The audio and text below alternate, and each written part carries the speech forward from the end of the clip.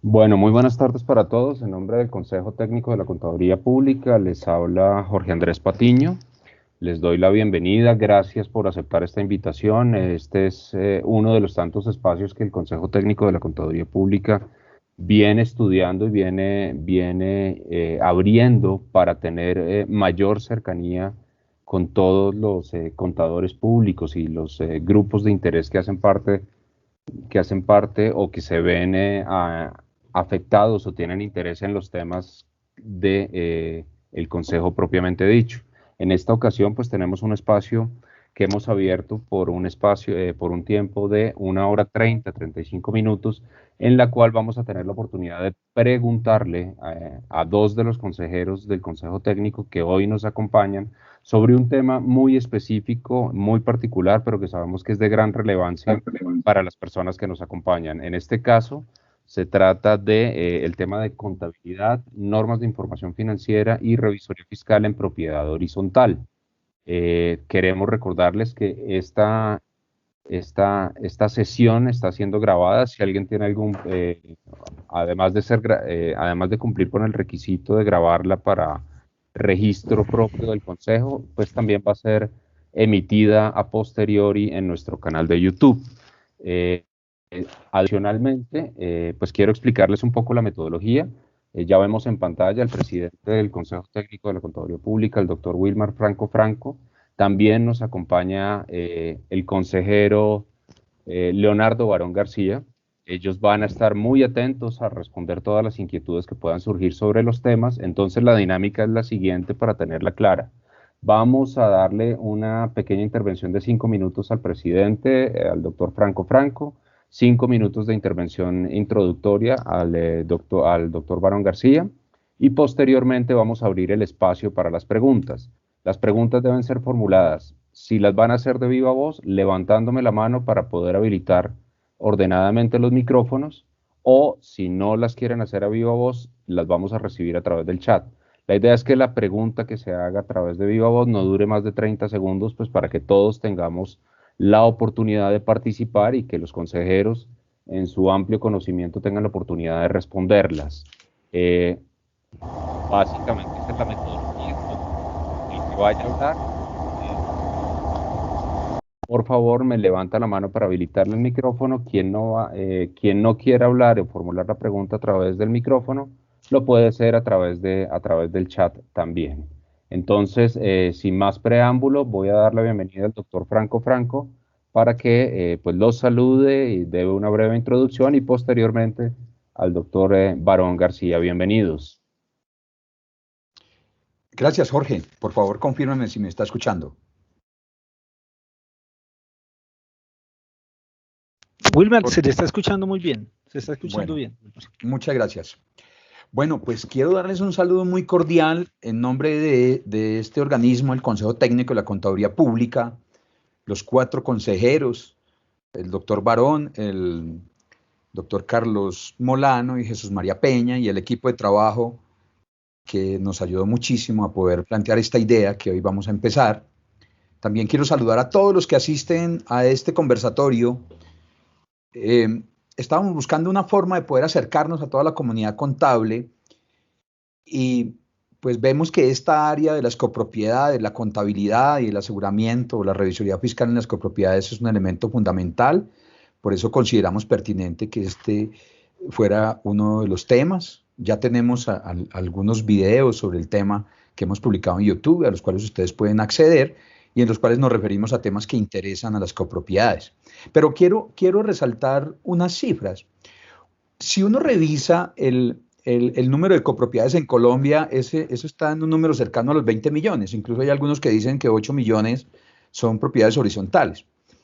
Y si uno revisara cifras, fundamentalmente las cifras que están en las ciudades capitales o en las alcaldías, pues es un número bastante grande el de las copropiedades. Las sociedades comerciales con registros activos a diciembre del 2019 eran como unas 650.000, pero a veces uno como que tiene la percepción de que las copropiedades en el país también puede ser un número bastante amplio, tal vez 400, 500.000, ¿sí? Es un número muy importante y seguramente allí hay una práctica tanto desde el punto de vista de la contabilidad o la contaduría o el aseguramiento. Es una práctica que agrupa un número muy importante de personas y por eso es que hemos considerado que poder dar alguna orientación fundamentada en los permanentes pronunciamientos que hace el Consejo, en los conceptos emitidos, pues va a ser muy relevante. Tenemos la idea de que esto pudiese ayudar a resolver inquietudes, pero quiero señalar una cosa, los conceptos que emite el Consejo se revisan dentro de mesas de trabajo y son los conceptos oficiales. Aquí estaremos dando unas opiniones que muchas de ellas estarán fundamentadas en los conceptos que ya hemos emitido, pero para poder tomar eso como un acto administrativo, pues deberá estar establecido en alguna consulta, y lo digo porque pues pueden haber cosas que sería necesario llevar a la sala para hacer una discusión más amplia sobre el tema, pero pues trataremos de poder dar una guía frente a los temas de contabilidad de las copropiedades. Las copropiedades están obligadas a llevar contabilidad, y llevar la contabilidad es responsabilidad del administrador, pero pues en eso apoya un contador público que ayuda en la preparación y presentación de los estados financieros. En algunos casos también apoyan la teneduría o ese registro inicial de la contabilidad de causación, pero también otros mecanismos de aseguramiento como la revisoría fiscal o auditorías pudiesen también ser temas de este panel. Quiero señalar también que las copropiedades se separan en las copropiedades de uso residencial y las copropiedades de uso comercial y las de mixto. Una parte muy importante de las copropiedades en el país y de la cual recibimos permanentes consultas son las copropiedades de uso residencial, pero pues digamos que pudiesen haber también intereses sobre el tema de copropiedades, ya sea de uso comercial o de uso mixto. Vamos a tratar de resolver sus inquietudes, como lo ha planteado Jorge, y pues esperamos que esta reunión sea muy constructiva. Vamos a tratar de dar orientación y guía, y también queremos conocer las inquietudes que ustedes pueden tener sobre ello, porque eso nos ayudaría de una manera importante a la gestión que nosotros hacemos. También quiero comentarles que nuestra base de datos de conceptos pues tiene una base de más de 9.000 consultas, muchas de copropiedades en las cuales el Consejo se ha pronunciado repetidamente. Los temas a veces son repetitivos, el Consejo Técnico en todo caso los resuelve, pero digamos que allí encuentra una fuente de consulta muy importante sobre diferentes temas, y pues con base en ellos que vamos a proceder a tratar de hacer este conversatorio en el cual estamos en vivo y vamos a resolver sus inquietudes. Entonces, muchas gracias por asistir, por estar aquí, tomarse un tiempo, y esperamos que esto resulte de mucha utilidad para ustedes. Doctor Leonardo Barón, tiene la palabra. Muchas gracias, Wilmar. No, básicamente decirle a las personas que con Miguel Ángel hemos enviado unos correos para activar algo que hemos llamado un comité pequeño, un comité sencillo sobre revisión de la orientación de propiedad horizontal. La idea es que nos acompañen los que quieran, pueden dejar sus datos en el chat. Tenemos una reunión, Miguel, creo que es este martes que viene tenemos reunión de 7 a 9 de 7 y media a 9 de la mañana. La idea es comenzar a revisar la orientación, recibir sugerencias, qué cosas deberíamos modificar, recibir retroalimentación de ustedes y buscar tener una orientación que sea lo más cercana, si bien es cierto la que estaba es cercana, actualizarla con nuestros conceptos últimos y tenerla mucho más cercana a lo que es actualmente hacia ustedes. Entonces los invitamos a los que quieran participar en esa revisión de la orientación, que nos acompañe. Simplemente debe dejar su correo electrónico y Miguel Ángel, quien está aquí con nosotros, se encargará de contactarlos para que nos hagan esas propuestas. Muchas gracias. Gracias. Muchas gracias a los dos, al presidente y consejero, al doctor Franco, y al consejero Leonardo Barón. Entonces, pues sin más preámbulo y respetando evidentemente la metodología que hemos dispuesto para este conversatorio, quisiéramos abrir el espacio para las preguntas bajo las reglas que ya hemos enunciado. Quien quiera participar, por favor, levante la mano y active su micrófono. Y su cámara, Jorge, para poderlo ver. Correcto, entonces, Heidi Carolina, por favor. Buenas tardes. Buenas tardes. ¿cómo están? Mucho gusto. Mi nombre es Heidi Carolina Cortés. Yo me desempeño como revisor fiscal en propiedad horizontal. Actualmente tengo 5 copropiedades y pues me ha surtido una inquietud últimamente y es con una copropiedad y fue el año pasado. ¿Qué pasó? De enero a noviembre estuvo una administradora. A la administradora el 30 de noviembre le cancelaron su contrato y dejamos unos estados financieros firmados por la contadora, la representante legal, la administradora que se fue y la revisoría fiscal. En diciembre llega un nuevo administrador y empieza a hacer una serie de movimientos y dice que necesita reclasificar unos gastos de los que ya se habían presentado o pues de los estados financieros que ya había dejado firmada la representante legal y administradora que se fue. Entonces quisiera saber si es viable que esas reclasificaciones o esos ajustes que ellos quieren hacer a los estados financieros, eso se puede hacer, ya que el que va a firmar los estados financieros va a hacer ese nuevo, los definitivos a diciembre, va a ser ese nuevo representante legal y administrador. Muchas gracias. Gracias, Heidi. Puedes bajar la mano entonces. ¿Y quién de los dos consejeros va a responder?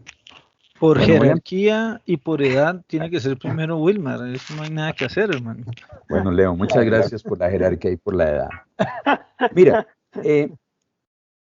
siempre que ocurren este tipo de, o recibimos este tipo de preguntas, uno tiene que tener un contexto y para poder uno dar respuesta, pues uno tiene que valerse de ese contexto para poder comprender qué fue lo que hizo, entendiendo los diferentes roles. Es claro que la contabilidad es una función que corresponde al administrador. Hay una ley de administradores incluso, que es la ley 60 de 1982, y que dice que los administradores planean, organizan, dirigen y controlan. Los administradores pues también son parte de los órganos de dirección. En la ley 675 dice claramente que los órganos de dirección son la asamblea, el consejo y el administrador. Y me refiero al administrador, ¿por qué? Pues y al consejo, porque el consejo también tiene un rol frente a ello. Entonces, ese administrador que decide renunciar, pues claramente tiene unas obligaciones. Y una de las obligaciones cuando renuncia y se va, pues es rendir cuentas de cómo está la copropiedad. Y ahí es donde viene el sentido de la pregunta, porque según entiendo, la revisoría fiscal, ella dice que se elaboraron los estados financieros. Yo diría que la administración elabora los estados financieros. Si hay un contador, pues ese contador que participó en la preparación, pues también los firmará. Y ahí uno tendría un estado financiero certificado y claramente ese estado financiero certificado pues cubriría solamente una parte del periodo. Tú mencionas que se fue en noviembre, entonces pues uno entendería que los estados financieros se hicieron para el periodo de enero-noviembre y que se presentó el informe, seguramente lo conoció el Consejo de Administración. Me llama la atención que el revisor fiscal diga que se presentaron los informes, porque cuando un revisor fiscal va a prestar un servicio, pues debe quedar claro cuáles son los estados financieros que él va a firmar. Y si es que él tiene que firmar los estados financieros de periodos intermedios en la copropiedad, pues eso deberá quedar claramente incluido en su trabajo, porque en muchos casos probablemente el dictamen se expresa es para el periodo anual y no para un periodo intermedio. Entonces, tendrías que analizar muy bien el caso, porque en el caso de que un revisor fiscal esté suscribiendo con su firma un estado financiero intermedio, pues él tendría que establecer cuál es la relación que tiene con él y por ejemplo, el Consejo Técnico ha referido que en esos casos incluso hasta podría utilizar normas de revisión, pero implicaría que él haga un informe. Entonces, el revisor fiscal, que no es responsable de la contabilidad, pues tendrá que definir cuál fue su relación con esos estados financieros y por qué entonces menciona que el que firmó los estados financieros intermedio, cuando seguramente su compromiso, según el compromiso que ha adquirido, era dar una opinión sobre los estados financieros anuales. Tendrá que aclararse si es que dio una opinión parcial frente a ese estado financiero intermedio. Entonces, ese es un elemento importante porque es que el revisor fiscal no asume tareas administrativas, la contabilidad y la certificación de los estados financieros es del representante legal. Y bien podría el informe haberse hecho solamente con la firma del representante legal y la firma del contador de la copropiedad, dado que el revisor fiscal no se había comprometido a firmar esos estados financieros. Después llega un nuevo administrador y ese nuevo administrador asume la gestión, pues entiende que el otro le entrega un estado financiero y él termina el periodo. Y después, si terminó el periodo, pues ahora tendrá los estados financieros del año, tendrá que certificarlos, seguramente si el contador permanece, pues volverá el representante legal, el nuevo representante legal, y el contador emitirá los estados financieros del año completo y el revisor fiscal emitirá su dictamen, ¿sí? Entonces, mire que la pregunta está asociada es a una opinión que se da frente a un estado intermedio, porque es que no es solo una firma. Siempre que un revisor fiscal firma un estado financiero, pues deberá emitir un informe sobre ellos, porque la firma sola no existe, tiene que acompañarse de un informe. La ley dice la atestación y la firma, no puede haber firma y no existir un informe sobre la razonabilidad de esos estados financieros. Es lo que yo diría frente a este tema, en el cual claramente lo que hay es un periodo intermedio. No sé, Leonardo, si tú puedes agregar algo respecto de este tema de lo que yo he referido. Bueno, no, aquí rápidamente para Heidi. Básicamente es decirle que aquí hay un tema bien complejo, ¿no? Porque parece ser que hay un administrador que se fue y seguramente no hace estados financieros, que es lo más usual en estos casos, y el que llega, pues encuentra una contabilidad armada. Es decir, gústelo o no le guste, la encuentra armada, ¿no es cierto? Entonces tengo entendido que el que llega al revisar dice, venga, yo encuentro unas cosas raras, hagamos esta reclasificación y hagamos esta otra. Aquí viene un cruce de cosas complicadas porque uno diría, no me puede cambiar nada. Pero el otro dice, pues si yo no puedo cambiar nada, entonces yo no firmo tampoco, porque ¿cómo así yo voy a firmar lo que yo tampoco puedo revisar? ¿No es cierto? Es decir, eso es un tema donde todo el mundo dice, pues yo firmo, yo reviso, y si yo firmo, yo doy un concepto. ¿Qué es lo mejor, Heidi, que yo le recomiendo a usted acá? Allá, sentarse con él, mirar qué reclasificaciones quiere hacer él, y si las reclasificaciones son lógicas, si no son complicadas, si no van a cambiar las cifras drásticamente, pues pueden llegar a acuerdos, ¿no? Habrá que mirar qué quiere él cambiar, no sé qué quisiera él cambiar, qué quisiera él modificar, pero se lo digo en mi caso, yo llegué a un consejo de administración, revisé la contabilidad y le dije a la administradora, quiero que esto me lo muestre de esta manera, quiero cambiar esto, y entonces ella me hizo unos cambios, al principio se puso brava, pero después con el tiempo me dijo, venga, pero ¿qué es lo que usted quiere? Entonces nos sentamos, lo miramos y llegamos a un acuerdo. Yo dije, yo quiero ver esto de esta manera, quiero ver esto en el fondo de imprevistos, quiero saber cuánto se ha consignado en tal cosa, y entonces llegamos a acuerdos de cómo presentar. Yo creo que a veces eso es como lo más importante, llegar a esos acuerdos, Heidi, y si hay que cambiar cosas, pues cambiémosla porque ahora hay un nuevo administrador y él también tiene que firmar y pues él también querrá poner su punto de vista y a veces es mejor escuchar a ver el que quiere, a ver cómo logramos avanzar en ello. Esa sería mi recomendación. Pero solo agregaría que pues para hacer esos ajustes, pues siempre hay un marco de información financiera como referencia. Entonces lo que tienes que tener en cuenta es el marco que aplica la entidad y ver si las reclasificaciones y los ajustes proceden respecto de ese marco, para que tú puedas evaluar si eso afecta la razonabilidad de los estados financieros. Pero yo insisto mucho en que el revisor fiscal no puede asumir la función administrativa. El nuevo representante legal llegará y propondrá los ajustes y tú tendrás que revisar para ver si eso tiene un efecto frente a lo que tú ya habías hecho y genera alguna opinión en contrario o salvamento frente a tu opinión o denegación de opinión, pero siempre con un marco de información financiera. No hay práctica de un contador o de un revisor fiscal si no se identifica el marco de información financiera que se ha aplicado. Muchas gracias. Entonces, Heidi ya bajó la mano. Siguiendo en el orden, agradecemos a Wilson que por favor active su micrófono y active su cámara para formular la pregunta. Y si en el caso siguiente vamos a seguir con la pregunta del chat. Señor Wilson. Muy buenas tardes, mi nombre es Wilson López, soy contador público.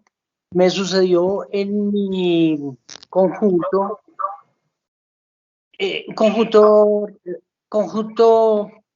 residencial de Funza, donde nosotros nombramos a una administradora. Ella sacó un dinero de forma abusiva. El conjunto colocó una demanda por valor por arriba de los 55 millones de pesos. La pregunta es la siguiente, nosotros como copropiedad podemos adquirir el inmueble, porque pues entró en remate, y administrarlo sin volvernos régimen común. Es decir, nosotros queremos adquirir el inmueble a ¿Y qué título relación, de la qué relación copropiedad. qué relación tiene que se haya robado la plata de la copropiedad con un inmueble? Nosotros Creo que son vamos, dos cosas distintas. es decir, nosotros embargamos el inmueble. ¿Qué efectos tendría si la copropiedad adquiere el inmueble para usufructuarlo? Ah, la señora se tumbó la plata, ella quiere Sí, pagar señor. con su Pero inmueble. digamos, el inmueble quedó embargado.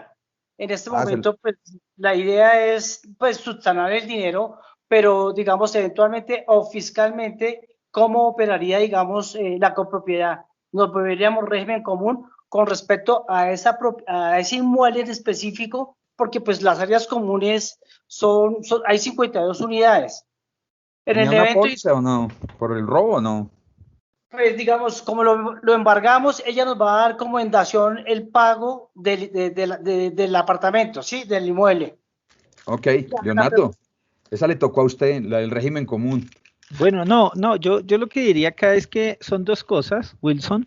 La recomendación es el solo hecho de tomar en embargo eso, yo diría que es, aunque el consejo técnico no es tributarista, pero pues para darle algún consejo o algún concepto, pues lo que debería hacer es tomar el bien, registrarlo en su contabilidad y en lo posible, ya como consejo, como un consejo es, digamos, no arrendarlo, sino venderlo o recuperar eso en dinero para que no vayan a tener problemas de obligaciones tributarias. No obstante, en estos casos, si ustedes deciden arrendarlo, lo mejor es que le pidan una consulta por escrito a la DIAN para que a ustedes les quede claro y documentado si ustedes pasan a ser contribuyentes o no de impuestos sobre la renta, o sea, para que a ustedes les quede claro y les quede el soporte.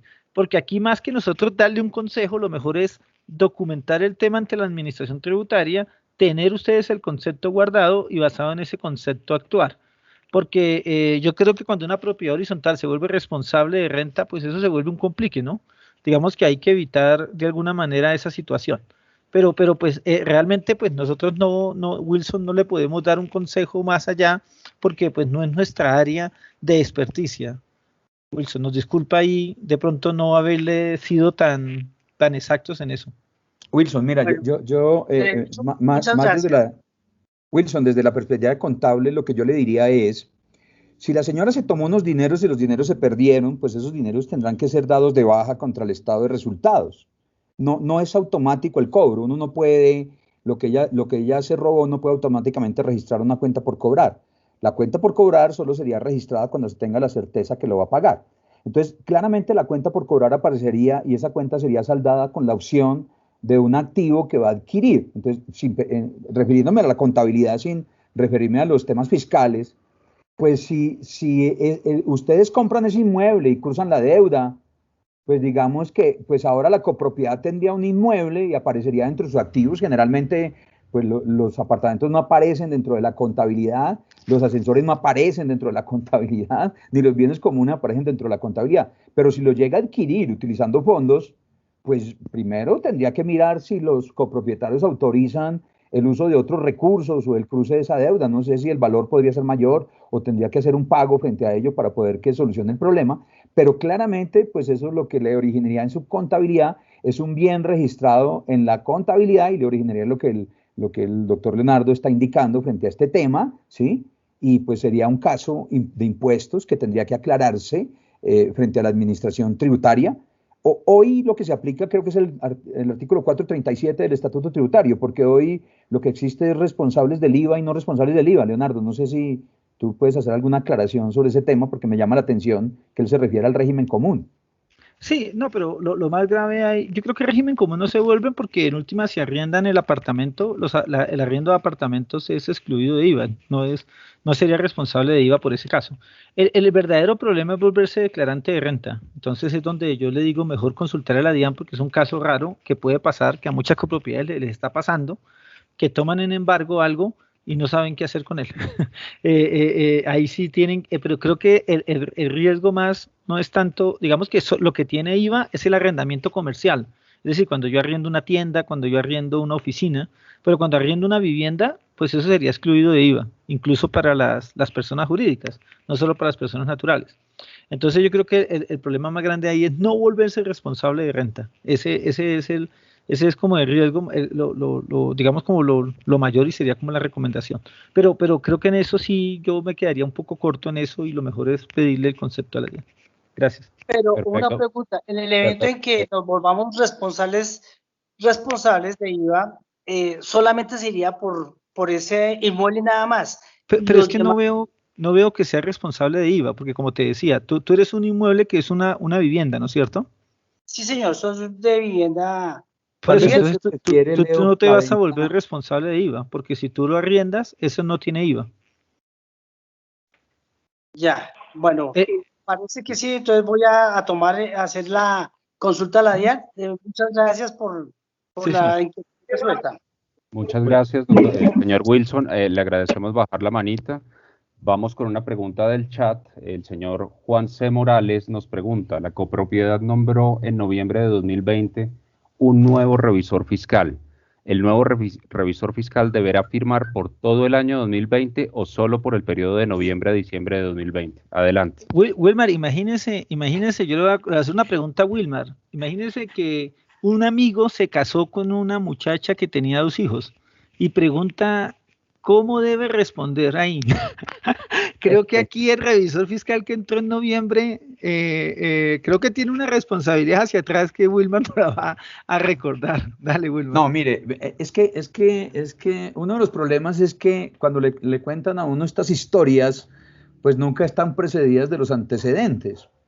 Entonces, ¿qué puede pasar? Probablemente eso está asociado a que no se pudo realizar la asamblea o algo sucedió con la revisoría fiscal anterior. Entonces, yo lo que le diría es, cuando un revisor fiscal acepta un encargo, pues claramente él tiene unas responsabilidades y esas responsabilidades pues están asociadas generalmente con algunas obligaciones de firmar certificaciones tributarias, probablemente con algunos temas relacionados con el control interno de la entidad o el cumplimiento de los estatutos y también con la expedición de un dictamen. Y yo lo que le diría es, mira, que si un revisor fiscal por la pandemia llegó el mes de marzo y no se pudo hacer la asamblea, llegó abril y no se pudo hacer la asamblea y él tenía un contrato de un periodo de 1 año, pues él debe comenzar a preocuparse por eso, porque pues si no se hace la asamblea y digamos él no tiene claro y lo nombraron por 1 año y se vence el periodo y la asamblea no dijo nada,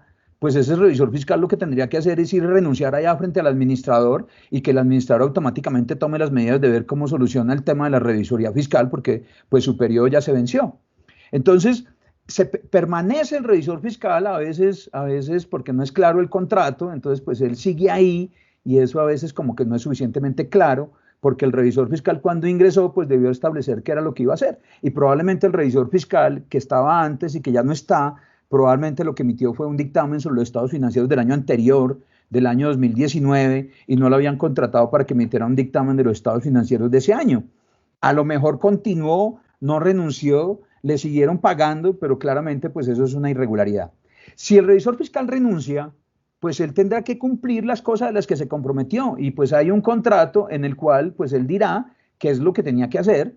Si renuncia en noviembre o no lo contrataron, pues lo que tienen que revisar es si él tenía la obligación de emitir una opinión sobre los estados financieros. Y nuevamente tiene una situación que es un caso similar al que se va en el mes de noviembre o a la pregunta que nos hacían antes. Porque si él tenía la obligación de certificar los estados financieros del año anterior y no tenía la del año, pues resulta que cuando se hace la nueva asamblea y se nombra un nuevo revisor fiscal y ese revisor fiscal llega, pues claramente ese revisor fiscal pues tendrá que poner sus condiciones. Entonces pues él dirá, listo, yo llego aquí y yo las cosas que son mensualizadas pues ya las voy a firmar a partir de la fecha en que yo ingreso, porque entre otras cosas hay un registro de la revisoría fiscal y pues tiene que cambiarse, ¿no? Y pues cuando un revisor fiscal se va, pues recuerden que hay una sentencia de la Corte Constitucional que dice que el revisor fiscal 30 días después de haber renunciado y su renuncia haber sido aceptada, que podría ser hecha ante la administración, pues él puede ir allá al registro y decir que lo quiten de ese registro y le corresponderá a la administración solucionar el problema cuando a él lo quiten. Entonces, el nuevo revisor fiscal que ingresa, entonces, pues habrá que solucionar el tema con el revisor fiscal saliente. Y cuando ingresa un nuevo revisor fiscal y se hacen los registros correspondientes allá en la alcaldía y se cambia el nombre, pues ese revisor fiscal cuando hace su oferta le dirá, lo que yo voy a hacer es esto. Y él le dirá, yo voy a hacer un dictamen del año 2020.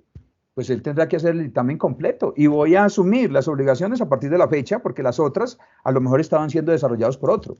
Entonces mire que el problema es más de cómo se documentan los contratos de un revisor fiscal, porque ahí tendría un problema. Y yo les digo, tuve una situación similar de una asamblea que se hizo en noviembre y estaban nombrando el revisor fiscal, y entonces yo pregunté, ¿y por cuánto tiempo van a nombrar el revisor fiscal? Porque el año entrante, a lo mejor en marzo van a hacer la asamblea. Y pues tuvieron que decir que el periodo era hasta los 6 meses. Cuando el revisor fiscal presentó su oferta, ¿sí? Y dijo, yo les voy a prestar el servicio, pues él claramente debió haber dicho qué era lo que iba a hacer y hasta cuándo iba. Y hasta que vaya, la asamblea lo autorizará, porque después no está autorizado. Y si no está autorizado, pues yo no entendería entonces cómo él sigue trabajando y cómo le siguen pagando si no hay una autorización como tal. Entonces, esos son temas que es muy pertinente revisar. A veces se piensa que es un problema de la administración. Yo creo que también es un problema del contador. Cuando el contador acepta un encargo, una copropiedad en el mes de diciembre, pues tendrá que estar claramente definido cuál es su responsabilidad frente a los estados financieros anteriores. El anterior a lo mejor podrá emitir un dictamen, si es que así estaba establecido, a cuando él se va, pero eso claramente va a ser un dictamen de un estado intermedio y es probable que eso no exista, porque lo que pudiese existir es un estado financiero certificado por la administración y el contador, pero no por el revisor fiscal. El revisor fiscal renuncia y si él tenía un contrato a un año y lo que hicieron fue que lo suspendieron y le suspendieron el contrato de forma arbitraria, pues él podrá solicitar que se le paguen las indemnizaciones correspondientes si fue que fue un asunto sin justa causa, pero creo que el problema de la revisoría fiscal nace desde cuando no se hizo la asamblea original y la falta de claridad que existe sobre el rol que tiene el revisor fiscal en una copropiedad. Y me parece que esos son los elementos que deberían mirarse para poder decidir qué es lo que podría hacerse. Pues si el problema es del nuevo, pues el nuevo deberá decir. Porque lo que ocurre es que cuando el nuevo llegue diciembre y diga yo llevo un mes y me van a hacer auditar los estados financieros, pues él tenía que tener claro qué era lo que iba a hacer. Y no se olviden que los contadores públicos deben aplicar normas de calidad y las normas de calidad lo primero que le exigen es que haga un análisis del cliente y que esté claro qué es lo que va a hacer y que el que contrata sus servicios tenga claro qué es lo que va a hacer para evitar ese tipo de dificultades posteriormente. Claramente ahí hay un problema tanto de los contadores como de los administradores, que si hubiese una documentación adecuada de la forma en que se contrata, pues eso se evitaría. Perfecto, muchas gracias. Vamos con Elibet. Elibet estaba levantando la mano, entonces por favor activar micrófono y cámara y formular la pregunta. Hola, muy buenas tardes. Gracias, Wilmar, Leonardo. Me excuso con la cámara, estoy en la cocina, qué pena. Bueno, tengo 4 preguntas y son las siguientes. ¿Cómo se deben de registrar aquellos ingresos financieros que se generan por los CDTs que conforman los fondos de imprevistos? Primera. Segunda, ¿cuál es el manejo que se le deben de dar a aquellos ingresos generados por la recuperación de cartera de años anteriores? Me refiero a 5, 3, 4 años. ¿Este ingreso puede el administrador destinar de ellos sin ninguna autorización de la asamblea? Tercera, ¿cuál es la función del contador dentro de la propiedad horizontal? ¿Es solamente registrar, hacer registros, solamente causar y presentar estados financieros? Y la última, ¿cómo me doy cuenta que mi contador de mi propiedad horizontal sí está aplicando las NIF en los estados financieros? Muchísimas gracias. Señores consejeros, hagamos respuestas cortas para darle participación a las demás personas que tenemos con la mano levantada. Adelante. Leo, ¿se le apunta a usted a esta? Bueno, entonces, me apunto, pero entonces Jorge, ¿me recuerda una a una de pronto? Así. ¿Cómo se registran? Yo se las digo, Leo. Listo. Dale. ¿Cómo se registran los ingresos financieros de un CDT? Los que produce el fondo de imprevistos. No, simplemente eso es un ingreso financiero normal. Se registra como un ingreso financiero normal y un mayor valor del CDT. Normalmente al banco se le puede pedir la certificación de cuál es el valor de esos intereses o se pueden hacer un cálculo mensual. Segunda. Habla de ingresos por recuperación de caja, pero pues en realidad no son ingresos en resultados, son los flujos de caja de carteras vencidas que se recuperan, ¿Qué puede hacerse con eso? No, eso es un tema presupuestal, donde uno le entra más dinero que el presupuestado, pero yo a veces me doy cuenta que el presupuesto en las propiedades horizontales se hace igual como está en la contabilidad, es decir, la contabilidad la vuelve en presupuesto. En la práctica el presupuesto es diferente, y eso tal vez es una falla que está sucediendo en nosotros como contadores, o no como contadores, los que están elaborando el presupuesto. Y el presupuesto es un tema que debe incluir incluso esa morosidad de cartera o esa recuperación de cartera, y otra cosa es la contabilidad. Sí, Leo, tal vez yo agregaría aquí, hay una cosa que sucede en las copropiedades con el tema de las carteras, y es que cuando se establecen los presupuestos sobre la base de caja, no se estima un valor de la morosidad. Entonces, si usted está arrancando, entonces usted dice, bueno, somos 100 apartamentos y necesitamos 100 millones, cada uno paga 1 millón. Si el 20% de los propietarios no pagan, pues se acumulan en cuentas por cobrar, pero los ingresos estarán reconocidos al 100%. Eso origina un problema de liquidez a la entidad, porque probablemente los gastos que estaban a ras, pues no pudieron ser pagados y también se van acumulando como pasivos. Si después esas carteras se recuperan, pues uno diría que esas carteras que se recuperan deberían utilizarse en primera instancia para pagar los costos acumulados que no se pagaron en periodos anteriores, y que cuando se aprueba un presupuesto sin consolidar la morosidad, pues eso se origina ese problema. Pero pues lo que yo veo aquí es totalmente cierto lo que está comentando Leonardo, en el sentido de que uno hace un presupuesto de caja, y en ese presupuesto de caja pues uno tendrá que tener una estimación de la morosidad, pero también una estimación de la recuperabilidad para poder tener una caja que le permita cumplir las obligaciones. Si no, las deudas se van acumulando y después aparecen los recursos, los recursos de cartera vencidos. Después no van a ser ingresos en el estado de resultados, van a generar solamente un recaudo, y probablemente va a haber una liquidez que pues en primera instancia tendrá que ser utilizada para pagar lo que se dejó de pagar, ¿sí? Una cuenta por pagar, y no para otros propósitos, porque pues no entendería uno entonces que la administración tenga que darle un destino distinto a esos recursos, salvo que se hayan fijado cuotas extraordinarias para restablecer la liquidez de la entidad, y después esos recursos queden ahí disponibles en efectivo y se proceda a constituir un fondo de efectivo específico, o que haya una instrucción específica que esos fondos formen parte de las reservas de liquidez que tiene, o del fondo de imprevistos. Entonces, pues eso dependerá de la forma en que se administran estos recursos, pero claramente pues esos no son ingresos en el estado de resultados, sino que lo que están representando es un flujo. Leo, la otra pregunta es, ¿cuál es la función dentro de la copropiedad de un contador público? ¿Es la de causar y presentar estados financieros? Para mí, yo le respondería que es la que se pacte contractualmente. Yo conozco contadores públicos que hacen recibos de caja, conozco contadores, porque es que el contador público ahí hace parte de la administración, entonces con la administración tienen que pactar qué hace uno y qué hace el otro. Hay muchos revisores fiscales, hay muchos contadores que hacen los recibos de caja, hacen todo el tema de documentación, hacen los egresos. Es un tema bien operativo, pero adicionalmente registran y adicionalmente presentan estados financieros. Eso es un tema de equipo de trabajo. Es un tema de equipo de trabajo porque en últimas, casi siempre el contador va de la mano con la administración. Ahora, si quien nombra el contador es el consejo de administración, entonces tienen que pactar. Siempre hay que pactar qué es lo que va a hacer. Yo diría que no hay una regla exacta para eso. La mínima es que tendrá que encargarse de los estados financieros. Esa es la mínima.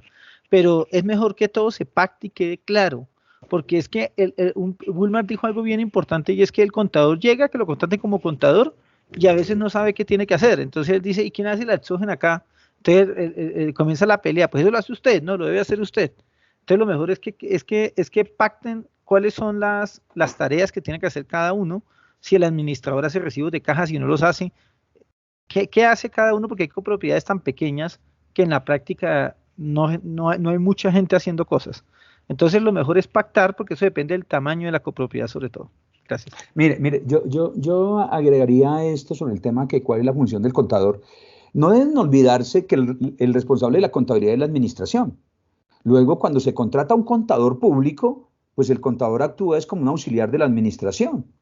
Y pues ese contador, cuando va a prestar el servicio, pues yo le recomendaría mucho a ese contador que presta el servicio, y también a los administradores, que revisen una norma que se llama de procedimientos acordados y de compilaciones, que están ahí en el DUR 2420, que sería muy útil para que se pudiera entender cuál es el rol de uno y de otro. El no establecerlo es lo que genera esas dificultades, pues el contador hará lo que él se comprometió a hacer, y pues para eso todo contador tiene que tener claramente definido cuál es el servicio que va a prestar. hay otra pregunta respecto de que cómo me doy cuenta si el contador está aplicando las NIF, y esa pregunta me parece muy particular, porque es que una copropiedad que aplique el Grupo 3 no aplica normas internacionales de información financiera. El Grupo 3 es una norma local, pero el contexto de la pregunta lo que me lleva a pensar es que cada vez que hay una relación de un contador con una empresa, cuando él se compromete a prestar un servicio, tiene que estar claramente establecido cuál es el marco de información financiera que aplica a la copropiedad. No puede uno prestar un servicio si eso no está claro. Y le corresponde a la administración tener claridad sobre ello. Porque cuando él va a contratar a un contador, pues el contador le va a preguntar, ¿y cuál marco de información financiera aplica? Y la administración le dirá, el Grupo 3. Pero también quiero resaltar que el responsable de la contabilidad es la administración. Luego eso no es una función que se traslada al contador porque la responsabilidad es del administrador y a él es el que le corresponde decir cuál es el marco de información financiera. Si el contador no pregunta, pues claramente está cometiendo un error frente a los servicios porque es uno de los elementos fundamentales cuando él se relaciona con un cliente, preguntarle cuál es el marco de información financiera que aplica, pero el Grupo 3 no es una norma internacional de información financiera. Es una norma simplificada local basada en el costo con revelaciones limitadas, no es una norma internacional. Si alguien que aplica el Grupo 3 dice que eso es una norma internacional de información financiera, eso es una norma de información financiera local simplificada. No sé si Leo quiere agregar algo sobre este aspecto. No, está bien. Tal vez uno de lo que a veces uno se da cuenta en la propiedad horizontal, hay un comentario feo que hacen las personas y dicen, cualquier persona que no tiene trabajo es administrador de copropiedades.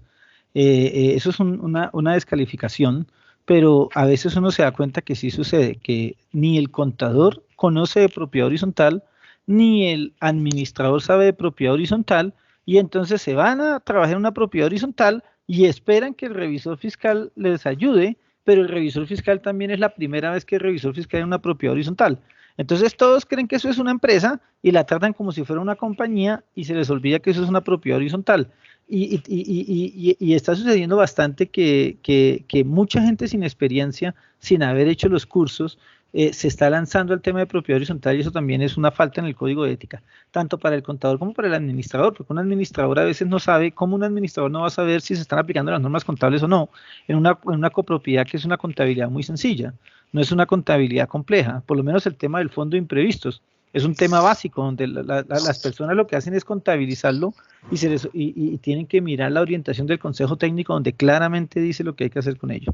Entonces yo creo que ahí un administrador tiene que también tener la capacidad de revisar la contabilidad para al menos saber si se están aplicando las normas contables más básicas. Gracias. Gracias, señores consejeros. Vamos con Marta Lucía Reyes y posteriormente una pregunta del chat. Marta Lucía, por favor, activar su micrófono. Hola, buenas tardes, doctor Franco. Leonardo. Bien, yo soy contadora pública, pues yo asumí pues el cargo del comité financiero dentro del conjunto residencial. Sin embargo, pues al tomar pues esta responsabilidad mirábamos el tema de las políticas contables. Y pues, bueno, se creó el tema de activos y provisiones, el tema de los ingresos, y cuando llegó el revisor fiscal, pues cuestionó todo eso, precisamente por lo que comentaba el doctor Franco, de que fueran una contabilidad demasiado simplificada. Entonces uno llega y encuentra ese choque con los contadores que tienen experiencia en propiedad horizontal, revisores fiscales, y dicen, no, pero es que ¿cómo usted va a crear una política de activos fijos? Y yo sí la incluí en el momento cuando pues estábamos dándole arranca el conjunto, y en ese momento pues dicen, no, pues es que hay que desaparecer los activos fijos. Quiero ver pues la posición realmente que debemos tener en el Grupo 3 respecto al manejo de activos fijos, y definitivamente se volvió esto un flujo de caja solamente, o sea, que no tengo una causación de un gasto de depreciación, amortización, que los ingresos de la cuota extraordinaria no existen, o sea, que todo se va por ingresos recibidos para terceros, y el tema del presupuesto. En cuanto al consejo le preocupa pues que le queden excedentes, entonces pues toman la figura de hacer provisiones para poder apropiar ese presupuesto, lo que para mí es incorrecto. Entonces pues quisiera ver cómo la posición que tiene el consejo. Gracias. Pues, pero esa contabilidad hay que mandarla para eso hay que hacer una novela con esa contabilidad, porque pues esa contabilidad es una contabilidad que no tiene que ver con los marcos de información, ¿no es cierto, Wilmar? Ni con lo que dice la orientación, pero te voy a dejar que tú hables porque querías hacerlo. Bueno, no, es que pues me llamó la atención que ella es del comité financiero, entiendo que entonces parte del consejo y que hay un comité financiero seguramente para ayudar al administrador. Me llama la atención porque un buen administrador debería conocer los temas financieros, sin perjuicio de que el consejo tenga conocimiento de ellos y pueda asesorar este tema. Eso es muy común en las copropiedades, que los administradores no se ocupan de los temas financieros. Pues hay que contratar a un administrador que se ocupe de ello y también que se ocupe de otras cosas y un consejo que le pueda apoyar ese tema. Esa es como una primera reflexión que yo tengo. Una segunda es respecto a la revisoría fiscal. En las copropiedades de uso residencial, la revisoría fiscal no es de carácter obligatorio. La norma dice que podrán tener revisoría fiscal. Luego es potestativa, ¿sí? Entonces, incluso nosotros en varios YouTube nos hemos referido que a veces una copropiedad lo que podría considerar al final, si es que quiere que un contador le emita una opinión sobre los estados financieros, pues es una auditoría o una revisión que no es una revisoría fiscal, porque a veces se nombra el revisor fiscal y el revisor fiscal lo que termina haciendo es la auditoría o la revisión. Entonces no dice, ¿para qué le dice revisor fiscal si no está obligado? Y tal vez sería mejor que fuera alguien independiente e hiciera una revisión frente al tema. Pero yo percibo aquí que el revisor fiscal está cometiendo una imprecisión, porque es que el revisor fiscal no debe ocuparse de los temas administrativos. La responsabilidad de establecer una política contable es de la administración. Y sin perjuicio de que allí puedan haber cosas para revisar y que él pueda cuestionar, él no es responsable de establecer la política, ¿sí? A lo mejor si hay un tema de propiedades, planta de equipo, y se dijo que se quería establecer una política de propiedades, planta de equipo, pues él puede tener razón cuando dice que una copropiedad no tiene propiedades, planta de equipo, porque lo que tienen son los apartamentos y las zonas comunes, o de pronto un ascensor, y eso tiene un manejo distinto. Entonces, uno hace una política teniendo en cuenta lo que tiene la copropiedad. Pero es que el revisor fiscal tampoco es el responsable de establecerlo, ¿sí? A lo mejor podría ser una recomendación, explicar las razones del por qué, pero él no asume las funciones de la administración, ¿sí? ¿De dónde podría aparecer un activo fijo en una copropiedad?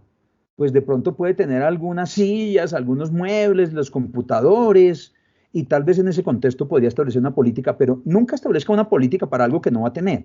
Ese es uno de los problemas que tenemos, de que establecemos políticas a partir de formatos y no la establecemos de acuerdo con lo que es la copropiedad. Ahora, refería aquí el tema de las cuotas extraordinarias.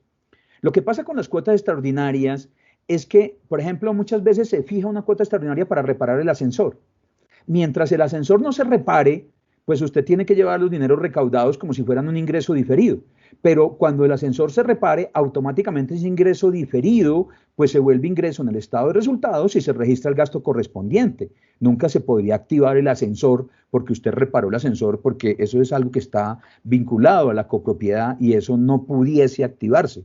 Ahora, respecto de gastos, que se hacen provisiones adicionales, pues eso es un error, porque si usted hace una provisión para una partida que no cumple la definición de pasivo, pues eso es un error. Entonces, si lo están haciendo, pues eso es un error, y si hay un revisor fiscal o hay un contador que hace una auditoría o una revisión, pues él le va a dar de baja eso y le va a decir, mire, ahí hay un error, y entonces eso puede originarle una opinión en contrario porque está mal establecida la política contable. Pero pues nuevamente yo insisto en que el revisor fiscal pues tendrá que tener claro cuál es el marco de información financiera aplicado, y él con base en ese marco es que deberá establecer la razonabilidad. Él no puede pensar en otro marco, porque es que cuando él contrate un servicio, él le preguntará a la administración, ¿y cuál es el marco? Y la administración le dirá, el del grupo 3, y el revisor, el simplificado, sí, ese. Y sobre esa base es que él podrá establecer razonabilidad y no sobre otro marco de información financiera distinto. No podría apartarse de él, y si lo hiciera, pues estaría cometiendo una imprecisión, y eso sería una falta de competencia en las normas que está aplicando y en una falta de definir cuál es el marco de información financiera que va a aplicarse. Es lo que diría frente a esta pregunta tan grande, ¿no? Gracias, doctor Wilmar. De acuerdo, vamos con una pregunta recibida a través del chat. Diana pregunta, en el conjunto se maneja flujo de efectivo, pero tiene la duda si el ingreso a reportar es el recibido o el facturado.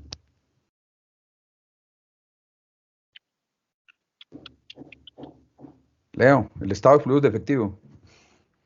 Lo que pasa es que el estado de flujos de efectivo hay técnicas para hacerlo, y seguramente dependiendo de la metodología que use, pues si es por el método directo, pues aparecerá el efectivamente recibido.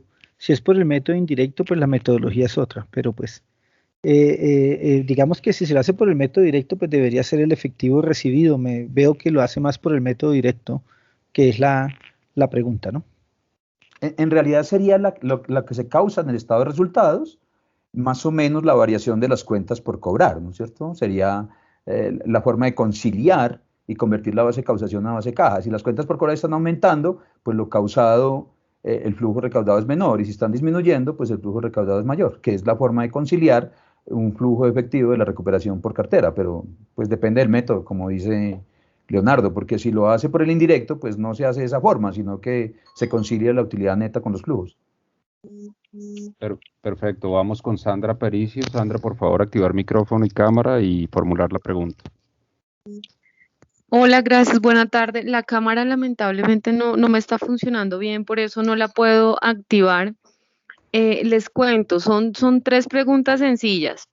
La primera, sucede que un revisor fiscal indujo, al parecer, a la asamblea para que efectuara un castigo de cartera de una copropiedad puntual que era por 20 millones de pesos.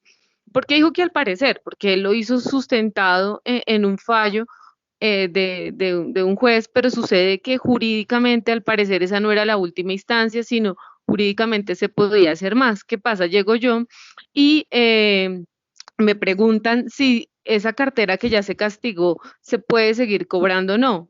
Bajo mi criterio, jurídicamente se puede seguir cobrando. El asunto es, como esa cartera ya se castigó, ya se dio de baja, entonces en caso de que logren recuperar algo, se podría volver a activar, o esa persona que ya, digamos, aparentemente en los estados financieros no debe nada, puede exigirle a la administración un paz y salvo basado en que ese castigo de cartera ya se efectuó.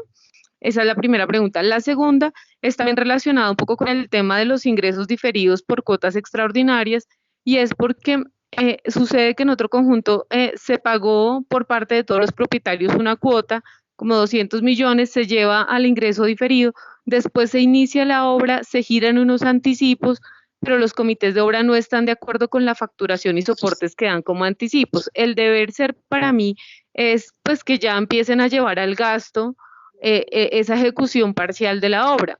Pero lo que me indican es que como no están de acuerdo, pues entonces van a dejar activo el anticipo y se va a hacer la reclamación a la aseguradora. Ahí sí quisiera como conocer un poco la posición de ustedes. Y el último punto es respecto a la facturación electrónica, porque hay copropiedades donde los contadores están exigiendo para todo que exista ya la factura electrónica. Y de hecho, pues también la pregunta es si las copropiedades, independiente de que no sean mixtas, así sean solo residenciales, ya deberían de haber gestionado este tema. Muchas gracias.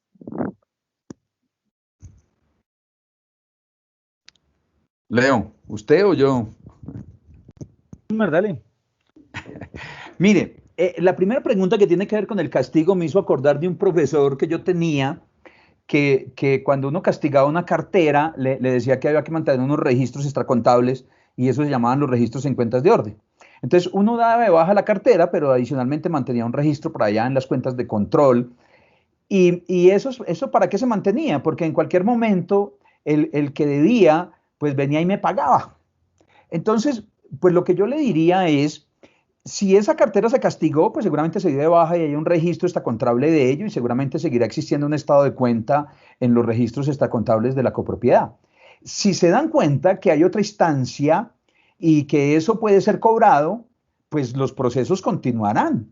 Y lo que a mí me enseñaban es que cuando se recuperaba algo de eso, porque que usted castigue no significa que la deuda se extinga, ¿sí? Yo no he visto en las causales de extinción de las deudas del Código Civil algo que diga que cuando usted castiga, entonces ya no debe. Usted sigue cobrando, y si le fueran a pagar, pues usted lo que hace es revivir la cuenta por cobrar, y revive el pedazo y lo recupera y vuelve y lo cancela. Es el procedimiento a aplicar, pero pues no hay un procedimiento que diga, salvo que se trate de una condonación, porque lo que sí tienen que revisar es si la asamblea condonó esa deuda, o si es que precisamente por no haber ninguna instancia autorizó solo el castigo, pero si después existe otra instancia y hay una recuperación, pues la deuda seguirá siendo cobrada y seguirá estando dentro de los registros de la entidad, probablemente los registros extracontables que lleva la entidad.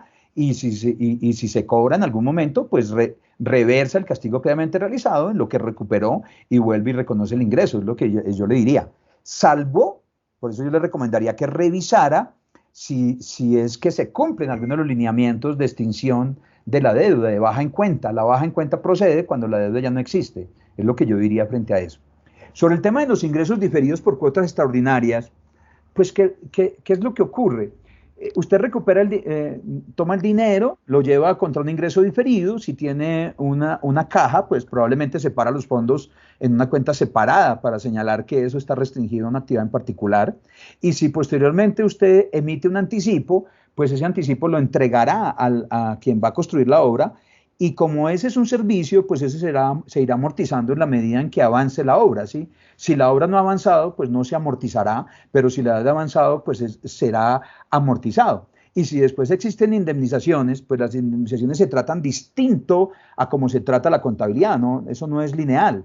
Entonces, si hay un avance de obra, usted entregó 100 pesos y él hizo 50 de esos 100 pesos, pues estarán amortizados los 50 y faltarán los otros 50, dependiendo de lo que usted haya hecho. Pero si no ha avanzado nada, pues se origina un problema, ahí estará el anticipo. Probablemente si no es recuperable, pues tendrá que constituir una provisión frente a ese activo que no lo tiene y procederá a una reclamación frente a la entidad, pero el activo que se genere por la reclamación solo será reconocido cuando se tiene la certeza, y eso no es lineal a las provisiones o las contingencias que tenga el pasivo, es lo que yo diría frente a eso. Y respecto de la facturación electrónica, pues esta es una pregunta más para la DIAN, preguntarle si está obligado, pero lo que yo podría decirle es que entiendo que las copropiedades de uso residencial no están obligadas a expedir factura, y creo que eso está expresamente indicado en la norma tributaria. Le recomendaría que revisara la norma tributaria, y creo que la DIAN ha emitido algunos conceptos sobre ello, sobre la no obligatoriedad. Ese es un asunto que yo no sé si nosotros lo hemos tratado en alguna consulta, Leonardo, pero es el entendimiento que yo tengo, pero pues claramente esta es una disposición de la autoridad tributaria, pero creo que hay una excepción frente a eso, y entonces pues seguirá existiendo la cuenta de cobro tradicional que se utiliza, pero allí no se exige facturación electrónica. ¿O qué opina Leonardo sobre esto? No, sí, así es, Wilmar. Tal vez lo que hay que mirar es que a los proveedores hay que pedirle factura electrónica, pues por un tema más legal, ¿no? Es decir, hoy en día la gente que pide factura tiene que ser con factura electrónica, y seguramente habrá que vigilar que las personas que hacen los cobros pues lo hagan como deben hacerlo. Sí, pero lo pues, tienen, pero no para las cuotas ordinarias, eso no necesita facturación electrónica. Así es. Ok. De acuerdo, vamos con María Esperanza y seguimos con una pregunta del chat. María Esperanza, por favor, activar el micrófono, la cámara. Muy buenas tardes para todos. En primera medida, muchas gracias por estos espacios. Y mi pregunta es la siguiente.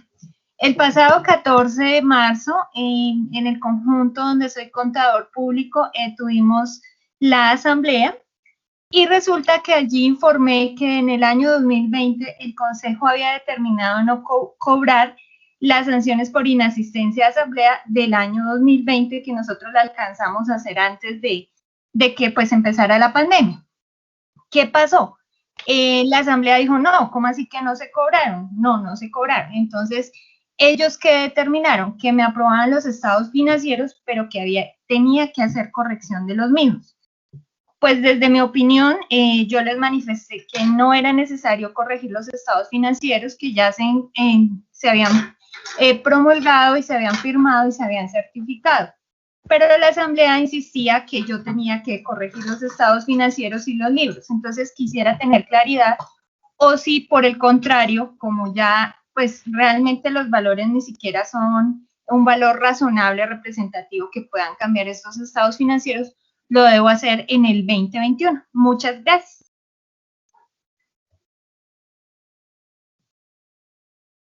Leonardo. Wilmar. Sí. Pues yo lo que le diría es que si esa copropiedad aplica al grupo 3, los errores se salvan con un nuevo asiento en el cual se advirtiere, porque el tratamiento del grupo 3 es distinto del 1 y 2. En el 1 y 2, para la corrección de errores se requieren ajustes retroactivos, pero el grupo 3 no requiere ajuste retroactivo porque conserva el mismo procedimiento que tenía el decreto 2649. Entonces, pues no sé qué grupo aplica. Si es grupo 3. Pues no, pues ahí la norma dice que los errores se salvan con un asiento en el cual se advirtieren y no exige que sean corregidos. Entonces, pues usted reconocerá si es un error, porque Porque No, es realmente no es un error, es que ni siquiera es un error porque pues en ese momento el consejo le dijo a la administración no cobremos esas multas porque iniciaba la pandemia y pues habían personas que ya sentían el miedo y no asistieron. Sin embargo, yo insistía, oiga, van a cobrar las multas, hagan el procedimiento como tal, y pues informé a la asamblea como era debido, que pues que no se habían generado ingresos por sanciones a asamblea. Pero allí me encontré pues que habían colegios que decían, no, corrijan los estados financieros, reabra libros, y pues yo realmente me opuse, pero pues sí quería tener claridad que lo que yo manifesté era correcto. Bueno, lo que yo le diría es que como contador usted es auxiliar de la administración y es la administración la que debería presentar ese tipo de asuntos, pero pues yo le recomendaría que revise también los estatutos, a ver qué dice, porque si está escrito en los estatutos y no había una orden de la asamblea, pues el consejo no podría haber revocado esa orden. Y si no están los estatutos, pues se hará lo que diga la asamblea, y si es que eso tuviese que ser reconocido, pues en el grupo 3 los errores se reconocen con un nuevo asiento en el periodo en el cual se advirtieren. Ok, muchas gracias, sí. Esa era como la parte que yo quería afirmar, pues que se debe hacer en el 2021, que no hay necesidad de abrir libros, reimprimir, como pues de pronto la asamblea quería. De acuerdo, vamos con una pregunta recibida a través del chat. Aló. Aló, a ver, para el doctor Leonardo. Sí, pregunta la señora Nora, ¿cómo se procede cuando la administración no consigna el valor correspondiente al fondo de imprevistos, pero el revisor fiscal no se pronuncia? Todo queda registrado en la contabilidad únicamente, pero en el banco no hay saldo por ese concepto. No, eso es muchos hijos de madres, ¿cómo fueron a hacer eso? ¿No es cierto? ¿Qué es lo que sucede? Mire, yo le quiero mostrar una nota de mentiras de una copropiedad, creo que le están viendo. La ley 675 no dice debe contabilizarse el fondo de imprevistos, dice que se debe consignar el fondo de imprevistos. El fondo de imprevisto no es un registro contable, el fondo de imprevisto no es un gasto, el fondo de imprevisto no es un pasivo, el fondo de imprevistos es una cuenta contable, una cuenta bancaria. Aquí en este caso, en la nota, usted tendrá que decir el fondo de imprevisto en qué cuenta lo tiene. Tendrá que decir cuál es el movimiento de la cuenta. Mira, aquí viene el saldo inicial, la consignación del fondo imprevisto y el saldo final. Esto es un ejemplo, una nota. Hay que decir los valores consignados, son de uso restringido, corresponden a la reserva del artículo 35 de la ley 675 del 2001. Aquí se hace una conciliación del fondo imprevisto, donde lo que se hace es decir cuál es todo el fondo imprevistos que se debía haber consignado. Aquí hay un tema de ahorro que hicieron adicionales, como por ejemplo, el total da 7.364.795 y en esta copropiedad que es inventada, responsablemente dicen saldo en cuenta de ahorros, 7.365.000, diferencia por intereses, 589 pesos. Eso es lo que debemos hacer. No es un tema de contabilidad, sino que es un tema de decirle a la gente cómo estamos administrando el fondo de imprevistos, cómo consignamos, cuál era el saldo anterior, cuándo debimos haber consignado, cuánto consignamos, cuánto ha rentado intereses. Eso es lo que debemos hacer, pero el fondo de imprevistos no es una cuenta de gasto. El fondo de imprevistos es solamente un tema de guardar dinero. Si usted mañana quiere guardar plata para un paseo, usted guarda dinero para plata para un paseo. ¿Qué hace? Crea un fondo, un dinero, una cuenta bancaria. No es un registro contable. Si no lo hicieron, pues el administrador incumplió la ley. El revisor fiscal no hizo nada y también incumplió la ley. Es decir, ahí realmente lo que hay es que tienen un administrador que no sabe de copropiedades, tienen un revisor fiscal que no sabe de copropiedades y era el mismo ejemplo inicial que dábamos, personas que no conocen el sector. ¿Qué hay que hacer? Pues denunciarlos ante la Junta Nacional de Contadores porque no saben hacer su trabajo, así de sencillo. Gracias. Muchas gracias, Leonardo. Vamos con Miguel Gómez, por favor activar el micrófono y la cámara. Hola, buenas tardes. Primero me disculpo por la cámara, la voy a apagar porque estoy en un lugar público, no podía desaprovechar la oportunidad de participar en este evento. Es un detalle muy pequeño, el régimen tributario especial determina y dentro del cual están las copropiedades, aunque no somos ni siquiera tenemos la obligatoriedad de informar, pero pero sí existe algo que es que no se puede exceder del 30% del presupuesto, del 30% de los ingresos, los llamados gastos gerenciales. Siempre he tenido la inquietud sobre hasta dónde llega el alcance de determinar qué es un gasto gerencial y qué no lo es, por una parte.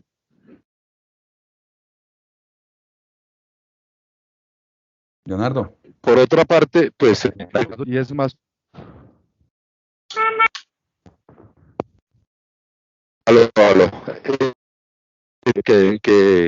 Que una orientación. Ocurre que en las copropiedades siempre el mayor inconveniente que se tiene en las copropiedades es la cartera. Y el problema del fondo de imprevistos, si bien es cierto, la norma es muy clara en decirlo, tiene que ser un valor cierto y real. En muchas copropiedades, el ingreso ordinario, la liquidez de la compañía, de la copropiedad, no alcanza para cubrir los gastos básicos presupuestados. ¿Cómo puede una copropiedad, pese a todos los procesos de cartera, hacer cierto el fondo de imprevistos cuando ni siquiera su recaudo de cartera alcanza para cumplir el flujo normal de la operación de la actividad económica? Pero mire, hay dos cosas. La ley está y no la vamos a criticar porque no es función nuestra criticarla. La ley dice hay que consignar ese dinero y ese dinero hay que consignarlo. Si la plata no alcanza, pues ese es un tema que el administrador mirará cómo quiere jugar el revisor fiscal. Pero la ley es clara al decir que se consigne. Yo entiendo que hay copropiedades donde el dinero no alcanza. Yo lo entiendo. Pero eso es un dinero que se tiene que sacar para ello. No hay nada que hacer. Ahora, si la plata no alcanza en una copropiedad es porque tenemos un problema de presupuesto. Es decir, no estamos haciendo el presupuesto como es. ¿Cuál es el problema de las copropiedades? Que voy a decir, la facturación son 100 millones de pesos, estoy exagerando, 20 millones de pesos, y hay copropietarios que no pagan. Pues entonces, ¿por qué en su presupuesto puso 20 millones? Ah, no, es que ese es el ingreso. Sí, ese es el ingreso, pero no se recauda. Entonces, haga el presupuesto basado en lo que se recauda. ¿Eso qué va a hacer? Pues va a dar un aumento de cuota, no hay nada que hacer. Pues eso hay que exponérselo a los copropietarios, ese es el valor de la cuota, eso es lo que hay que pagar y listo.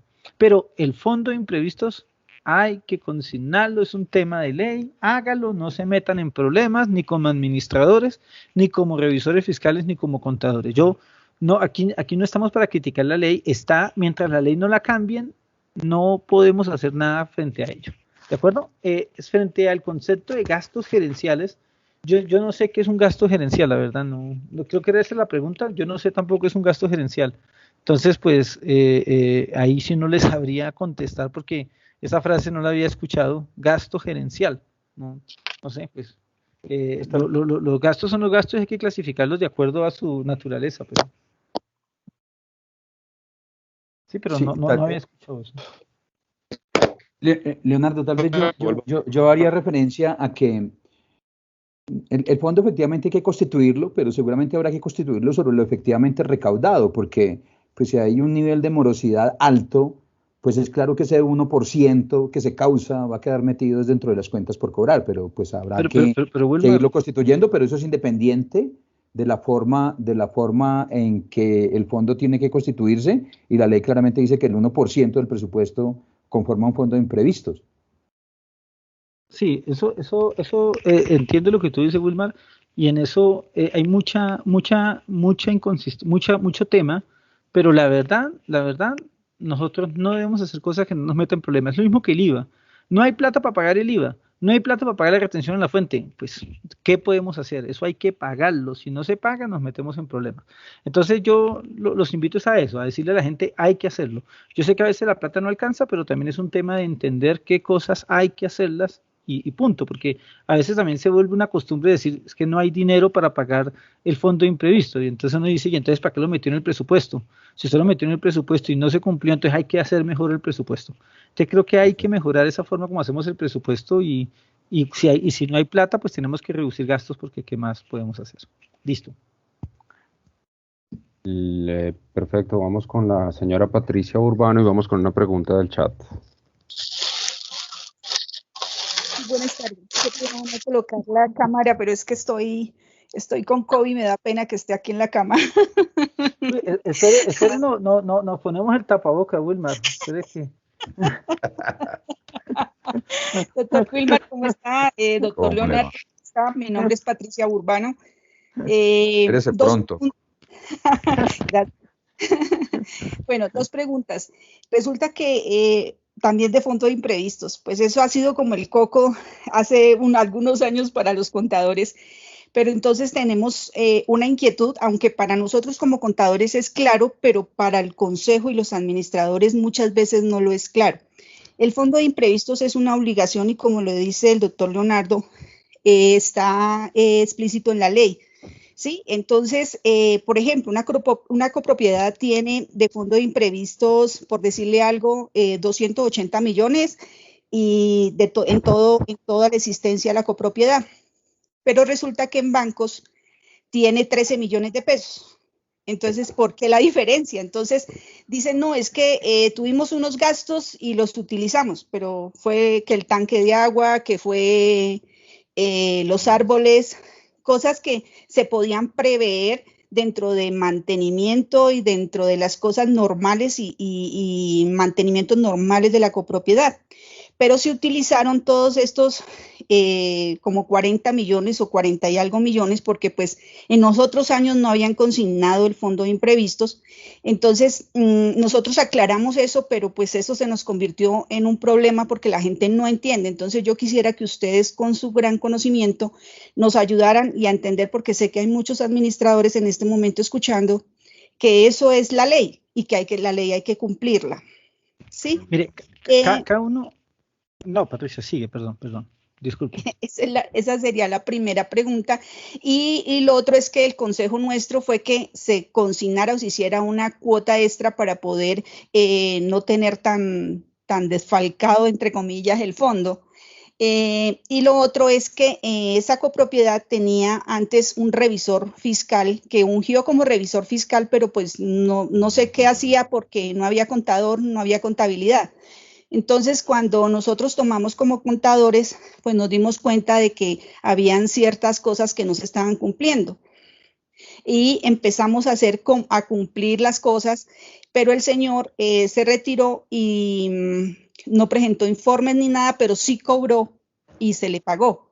Entonces, eso también quiero como que me expliquen, es una copropiedad, no es mixta, es una copropiedad residencial, entonces pues no tiene obligación de tener revisor fiscal, pero sí de llevar contabilidad. Eso es, y muchas gracias. Pero aquí yo quería, Wilmar, antes de eso decirle una cosa a Patricia, y es que el fondo de imprevistos sí se puede usar, y se puede usar en los términos que la ley dice.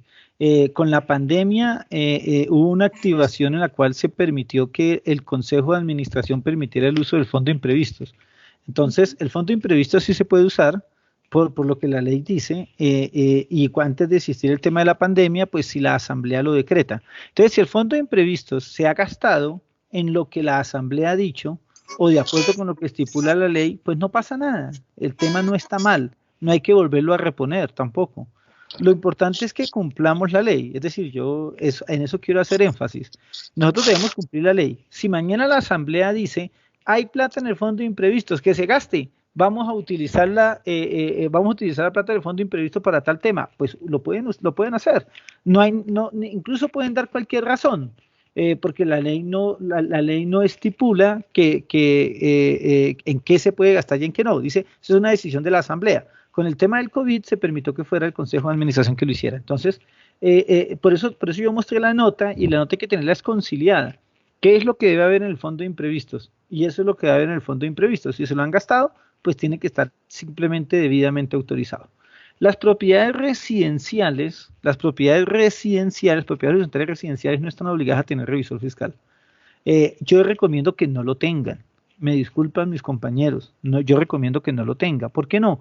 Porque es que la revisoría fiscal es una figura demasiado gigante para una propiedad horizontal. Tiene demasiadas responsabilidades para una propiedad horizontal. Tal vez lo que ustedes necesitan es otra cosa. Entonces yo más bien les diría, contraten lo que necesitan y tengan lo que necesiten.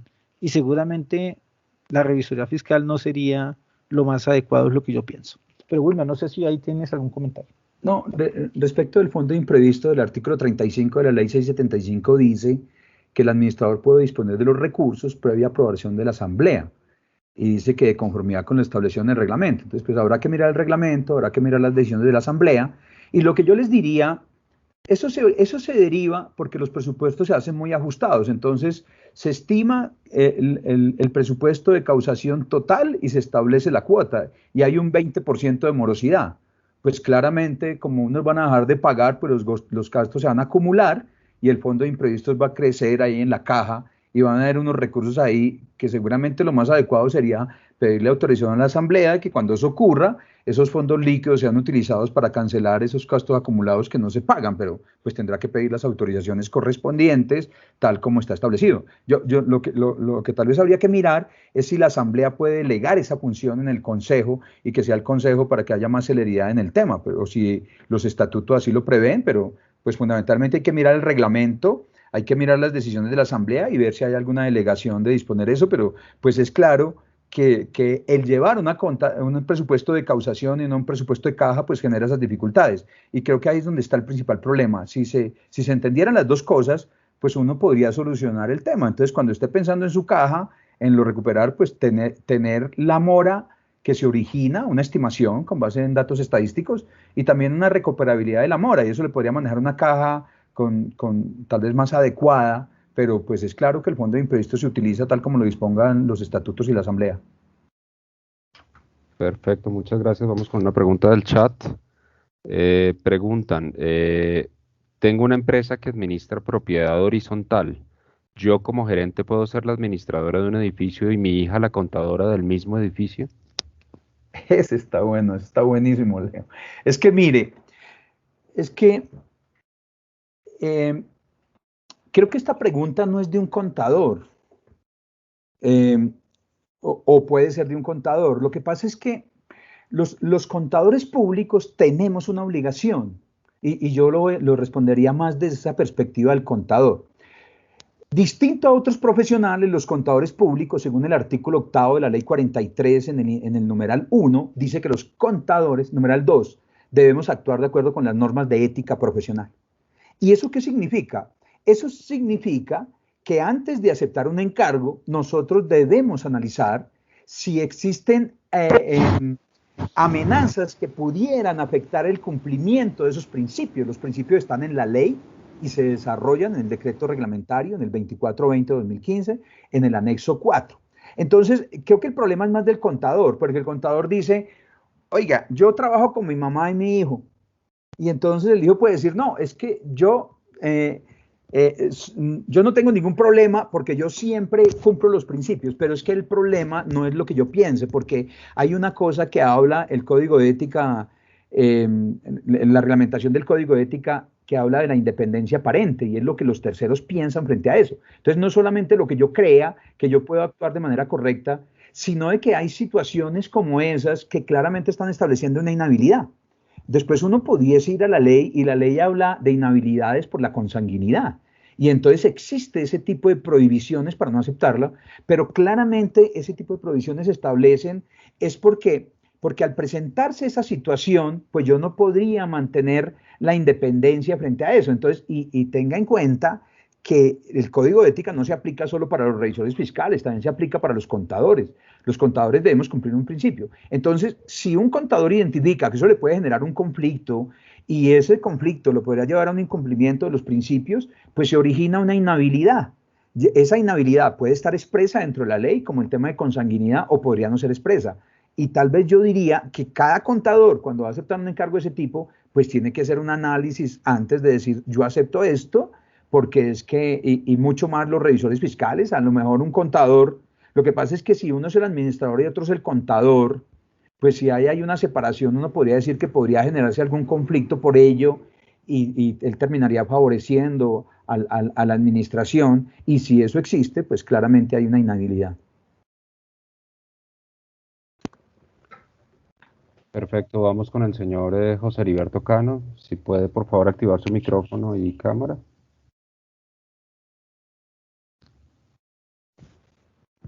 Buenas tardes, colegas. Entré un poco tarde porque estamos en época de asambleas de reuniones de consejo, en fin, todo esto. Pero muy bueno el espacio. He escuchado durante la última hora, media hora, perdón, algunas intervenciones, inquietudes, pues no es tanto una pregunta, sino pues poner a disposición unas experiencias que he suscitado y que he llevado a través del ejercicio de la revisoría fiscal en el sector de la propiedad horizontal, sobre todo en las propiedades horizontales residenciales y en las mixtas, ¿sí? Hay una serie, pues, de pronto de inquietudes que manifiestan los participantes en cuanto a lo de fondos de imprevistos.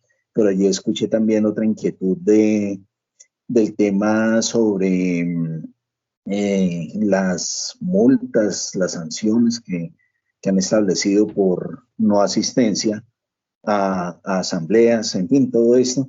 Y pues todo esto tiene una serie de situaciones a analizar, porque hay quienes son los que deben establecer, por decir, ese tipo de sanciones.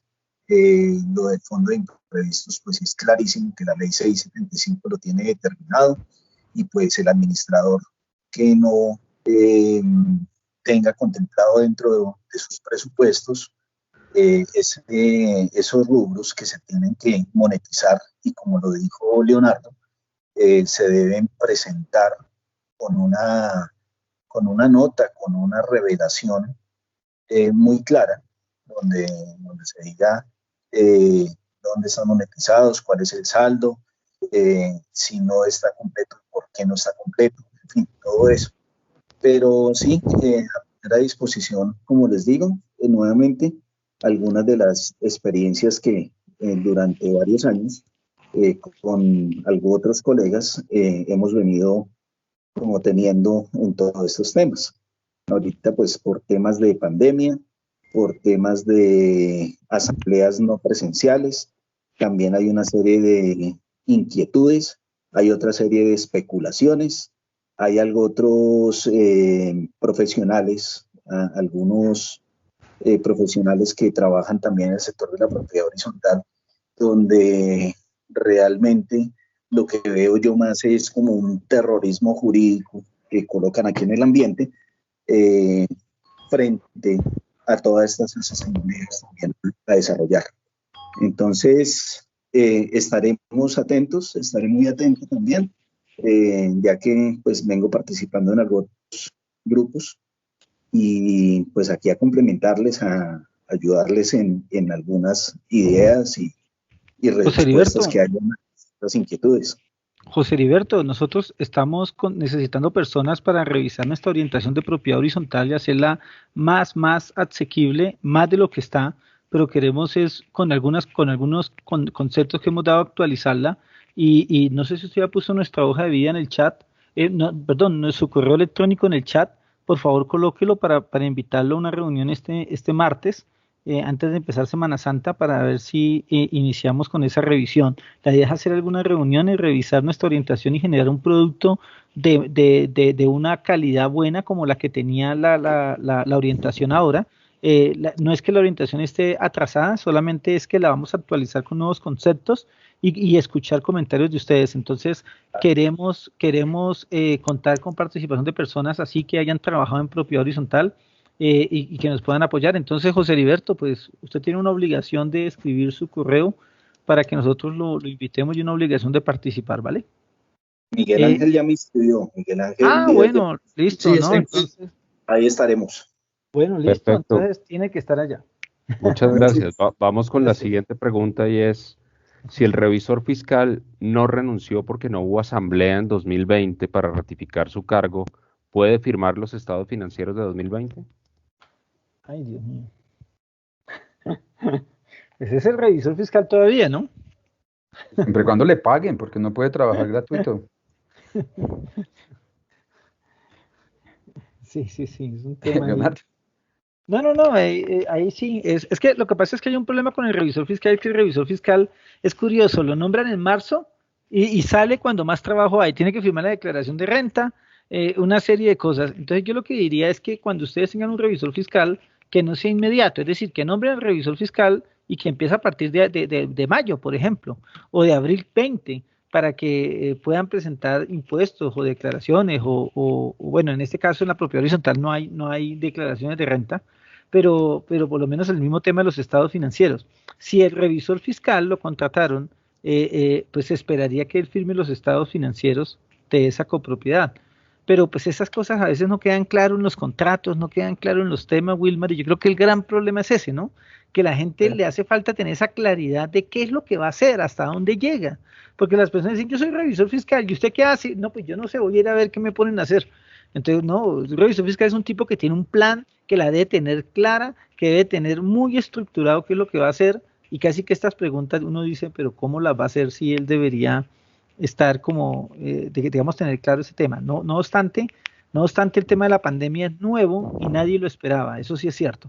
Entonces, nada, creo que sí los debe firmar y, como dice Wilmar, que le paguen y seguirá siendo revisor fiscal Wilmar hasta que lo destituyan, ¿no? Hasta que la asamblea lo deje de nombrar, ¿no? O lo remueva. Hay dos artículos de la ley que hablan de los honorarios que debe percibir un contador. Creo que es el artículo 39 y 46. Inclusive dice claramente que se debe establecer por escrito el valor de los honorarios. Y ese tal vez es el problema, porque pues cuando hay un revisor fiscal, nombran otro y mantienen al otro, pues ese es un problema también del contador. Yo les quiero decir que una sentencia de la Corte dice que pues el contador tiene derecho a renunciar, y aceptada la renuncia, pues y si pasan 30 días y la administración no ha hecho nada para solucionar ese problema, pues él puede ir y de oficio solicitar que lo retire. Es claramente un problema de la administración, es que la carga no puede estar en el revisor fiscal. Si el revisor fiscal renuncia, aceptan la renuncia, pues es normal que él dé un tiempo prudencial, que la Corte ha dicho que es 30 días, y durante ese tiempo, pues la administración deberá tomar las medidas para que se pueda nombrar otro revisor fiscal y se hagan los empalmes correspondientes. Pero si transcurridos 30 días no se ha tomado ninguna decisión de oficio, él con esa carta de renuncia puede ir y decirle a la alcaldía, que sería en este caso, retíreme porque yo ya no soy el revisor fiscal de esta entidad. Entonces, pues es un tema que los contadores no manejamos, es muy común que se queden los registros, a veces tal vez ni se valida que ese registro haya sido realizado, y pues cuando se establece la personería jurídica, pues allí hay un registro del representante legal y del revisor fiscal, y es muy importante que los contadores tengan en cuenta eso. Gracias, Wilmar. Vamos con Heidi Carolina Cortés. Por favor, activar micrófono y video. Bueno, muchas gracias. Qué pena, es la tarde de las preguntas. Tengo dos preguntas adicionales. Cuando un revisor fiscal se vuelve la piedra en el zapato de un miembro del consejo de administración porque tiene algunos intereses personales y económicos, pues, uno, ¿puede el administrador pasarle la carta de terminación de contrato al revisor fiscal? Y dos, ¿el revisor fiscal puede hacer un informe contando todos los hechos y los antecedentes de lo que ha vivido y pronunciárselo o hacérselo saber a la asamblea, dejando saber las intenciones que tiene el consejo, el miembro del consejo, sobre la administración? Pues no puede el administrador pasarle la carta de renuncia al revisor fiscal, porque el revisor fiscal ha sido nombrado por la asamblea.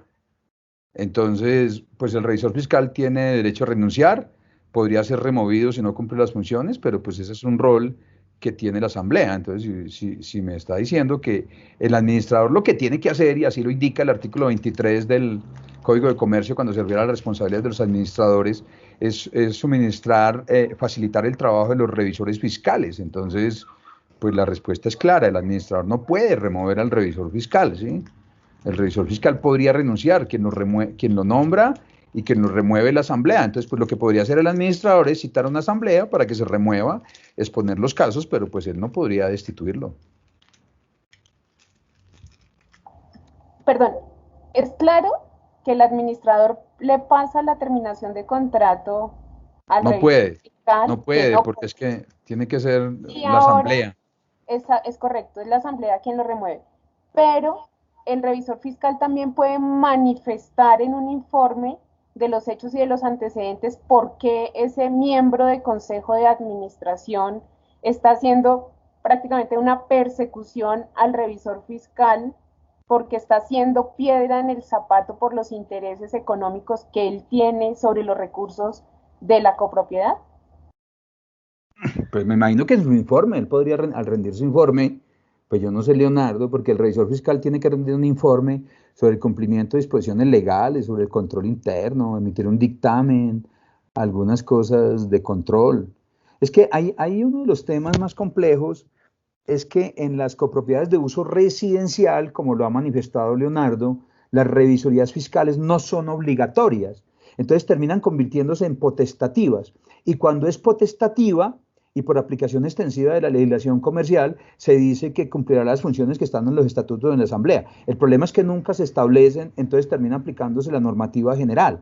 Entonces, por eso Leonardo muy bien decía que a veces muchas copropiedades contratan un revisor fiscal y a lo mejor la actividad que desarrollan es emitir un dictamen sobre estados financieros y resulta que ese trabajo es una auditoría de estados financieros y eso lo puede hacer un contador independiente, ¿sí?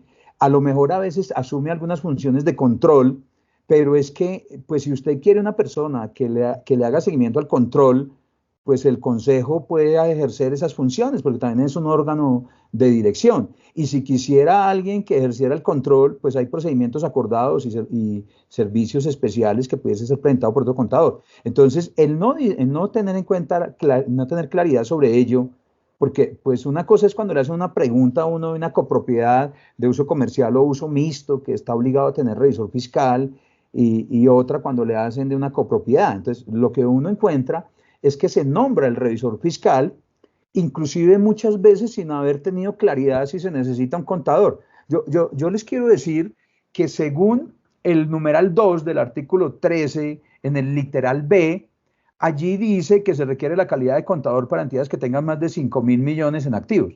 Eso parece ser una contradicción, porque seguidamente dice que se requiere un dictamen del revisor fiscal cuando tenga ingresos de 3.000 o activos de 5.000. Entonces, eso es una contradicción bien grande porque pareciera entonces que hay revisoría fiscal cuando no hay obligatoriedad de tener contador. Entonces, uno tiene que tener en cuenta los roles que cada uno juega. El primer deber es llevar contabilidad, el segundo deber es que un contador pues, puede ayudar a compilar esos estados financieros, eso se llaman servicios de compilación o aseguramiento, y después de ello, pues uno podría establecer una estructura de control interno, o tener un auditor interno, o establecer unas instancias de supervisión, y después de agotar eso, si uno quiere un aseguramiento independiente, pues podría pedir una revisión de los estados financieros, o una auditoría de los estados financieros, para llegar al nivel máximo de la revisoría fiscal. Y el problema que uno a veces ve en las copropiedades es que se nombra el revisor fiscal sin tener claro cuáles son las responsabilidades que otros tienen. Entonces, si se establece la revisoría fiscal y hay unas funciones, pues deberá cumplir ante la Asamblea y rendir los informes que sean pertinentes, ¿sí? Establecer si es adecuado ese tipo de situaciones, pues lo que yo le diría es que el revisor fiscal se comunica con la administración, porque tiene comunicaciones internas en desarrollo de su trabajo, se comunica también con la Asamblea, porque es quien lo ha nombrado, y también tiene obligaciones de comunicarse con las autoridades cuando sea pertinente. Entonces, ese es un problema de comunicaciones y de cómo él ejerce esa comunicación frente a los organismos que lo nombran, los organismos con los cuales se relaciona. No sé, Leonardo, perfecto, si usted quisiera mencionar algo sobre esto, ¿sí? No, está bien, Wilmar, me parece bien. Está ok, bien. Vamos con las 3 últimas preguntas. Va Elibet, por favor, y 2 del chat. Gracias. Si un revisor fiscal lleva 5 años en una PH, ¿eso es sano para la copropiedad? ¿Existe alguna norma de ética pues, que diga lo contrario? Gracias.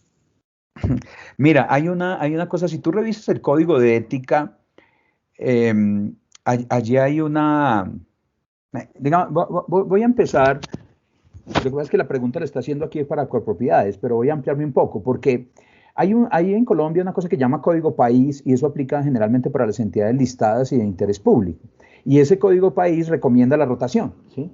Eso no es obligatorio, porque eso está establecido, es como parte de las prácticas de buen gobierno de una entidad, ¿sí? Para las entidades que no son de interés público, eso no existiría, ¿sí? Y si usted me dice, para una copropiedad, pues esa restricción tampoco existe, porque en el Código de Ética la rotación es requerida creo que cada 5 o 7 años, pero para las entidades que son de interés público y listadas. Luego no es una obligación para los que no son listadas. Pero yo creo que uno debiese mirar desde las prácticas de buen gobierno, de una copropiedad, o desde las políticas de la firma que presta un servicio, si es necesario un periodo de enfriamiento frente a la entidad y no estar allí, pero esos digamos que son parte de las políticas de quien lo contrata y de la firma. En las disposiciones legales no hay un requerimiento que exista sobre ello, pero yo sí quiero llamar la atención de que muchas de las cosas que hacemos los contadores no necesariamente tienen que estar en la ley, porque pues se derivan de principios generales que nosotros debemos cumplir. Y uno diría que cuando un contador presta un servicio, lleva muchísimos años, tal vez convendría un periodo de enfriamiento, pero pues eso no está requerido en la ley. Desde las prácticas de la copropiedad, de los administradores de la copropiedad, pues eso pudiese ser sano, porque si es que ellos quieren tener una práctica más adecuada, pero pues no hay una restricción frente a ello, y mucho menos en las copropiedades que no se entenderían como entidades de interés público. Muchas gracias. La siguiente pregunta es a través del chat. El señor Freddy pregunta o plantea que hay una propiedad horizontal grande donde el consejo permite que el revisor fiscal lleve la contabilidad y firme como revisor fiscal y tiene un contador que le firma. Pues, ¿qué comentarios tienen al respecto? Pues es que uno dice, ¿para qué tiene revisor fiscal si no lo va a poner a hacer lo que dice el revisor fiscal? Entonces, más bien lo que esa persona necesita es decir, estamos incumpliendo la ley de manera voluntaria. No tiene sentido, ¿no es cierto? Es decir, yo no estoy obligado a tener revisor fiscal. Nombro un revisor fiscal y no hace lo que tiene que hacer. Entonces uno dice, pues eso es una bobada. Pues más bien que hagan una asamblea, quiten la obligación de tener revisor fiscal y consíganse un buen contador. Sí, señor, porque se están gastando mal el presupuesto, ¿Sí? A lo mejor. Y lo pueden optimizar. Claro. Lo que haría el revisor fiscal, que es dictaminar el estado financiero, podría serle un contador independiente al cual le podría solicitar una revisión o una auditoría, dependiendo de lo que quiera. Las entidades pequeñas a veces puede ser suficiente una revisión. Entonces, pues sí es un error, pero yo también lo miraría desde la perspectiva del contador, porque es que ese revisor fiscal que hace la contabilidad y que después la firma, pues claramente está asumiendo una conducta que es inapropiada, porque es que el revisor fiscal no debe asumir funciones que corresponden a la administración. Entonces, si tiene un contador que le firme, pues claramente él debería declararse impedido. Entonces, digamos que están esas dos perspectivas, la obligatoriedad y también el revisor fiscal que debería revisar por qué él participa de ese tema, porque pues no pareciera tener sentido que el revisor fiscal lleve la contabilidad, contrate a un contador para que le firme, para que después entonces él certifique lo que él mismo ha hecho. Eso es claramente una inhabilidad y es una violación de las normas de ética profesional, y pues unido también a un tema de requerimientos legales, que se está tomando una figura que pues si se revisa en las copropiedades residenciales, pues no existe obligatoriedad. Por eso es que no es que entonces estemos diciendo que los contadores no pueden trabajar en las copropiedades. A lo mejor prestar servicios en las copropiedades, por ejemplo, servicios de auditoría o revisión, pudiese ser mucho más rentable para los contadores que prestar servicios de revisoría fiscal, porque en la práctica las revisorías fiscales terminan siendo eso. Entonces, pues, ¿por qué no se llaman de la forma en que deben tratarse? Eso eleva la calidad técnica, exige un procedimiento técnico y permite mucha mayor claridad sobre el rol que otros tienen en la gestión de la entidad. Entonces, a veces pareciera que solo existe el revisor fiscal y no existen otras instancias, y es importante que cada uno defina cuál es el rol, y uno podría ser mucho más eficiente, tener una información de mayor calidad, a lo mejor utilizando otras figuras. No significa que reduciendo el presupuesto, porque pues a lo mejor el sueldo del revisor fiscal y del contador pudiese ser aplicado para un buen contador que pueda ayudar a la administración realmente en otros asuntos distintos de los de simplemente llevar una teneduría y preparar un estado financiero. Muchas gracias. Vamos con la siguiente y cierra el señor Pallares. Entonces, preguntan si la recomendación desde la perspectiva de ustedes para las propiedades horizontales es aplicar el modelo de contabilidad simplificada en propiedad horizontal. Yo no escuché la pregunta, Jorge. Que si se aplica en las copropiedades contabilidad simplificada. Pero no por supuesto.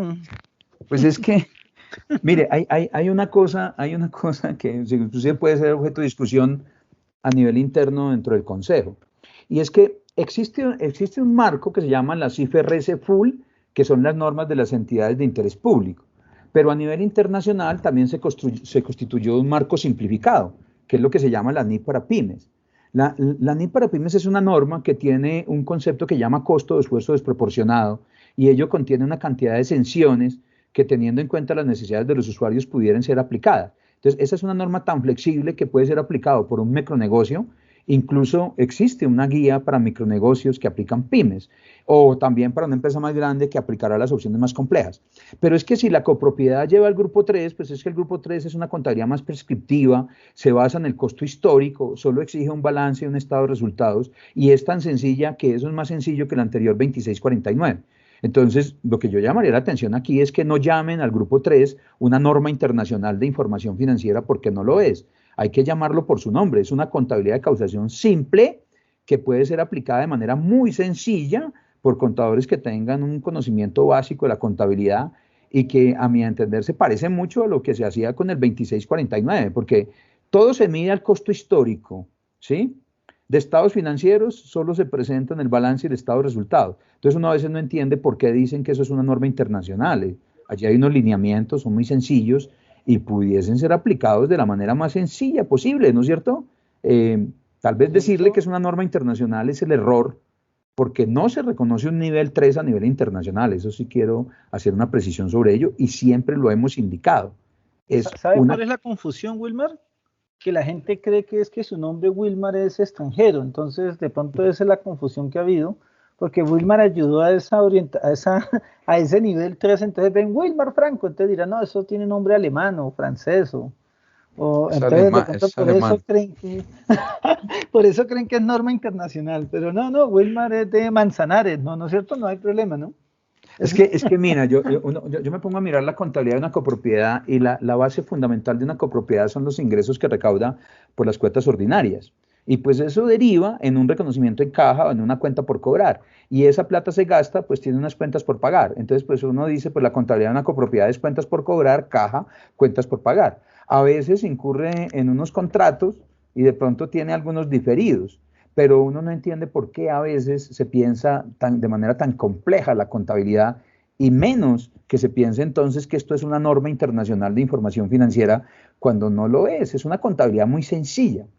Tal vez los administradores que deberían ocuparse de los temas financieros, y los consejos de administración que deberían también ocuparse de esos temas, pues deberían tener un conocimiento mayor.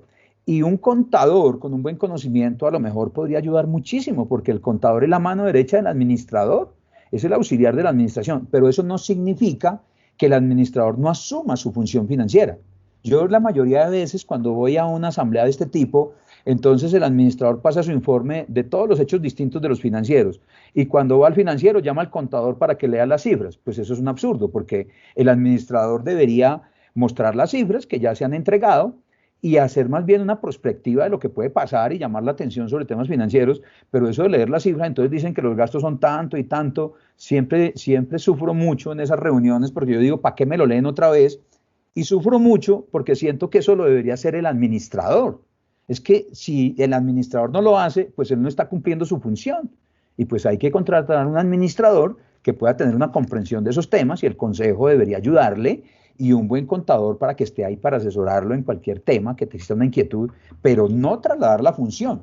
A veces yo veo que se dice, es que si el contador puede hacer esto, pues el contador hace para lo que fue contratado.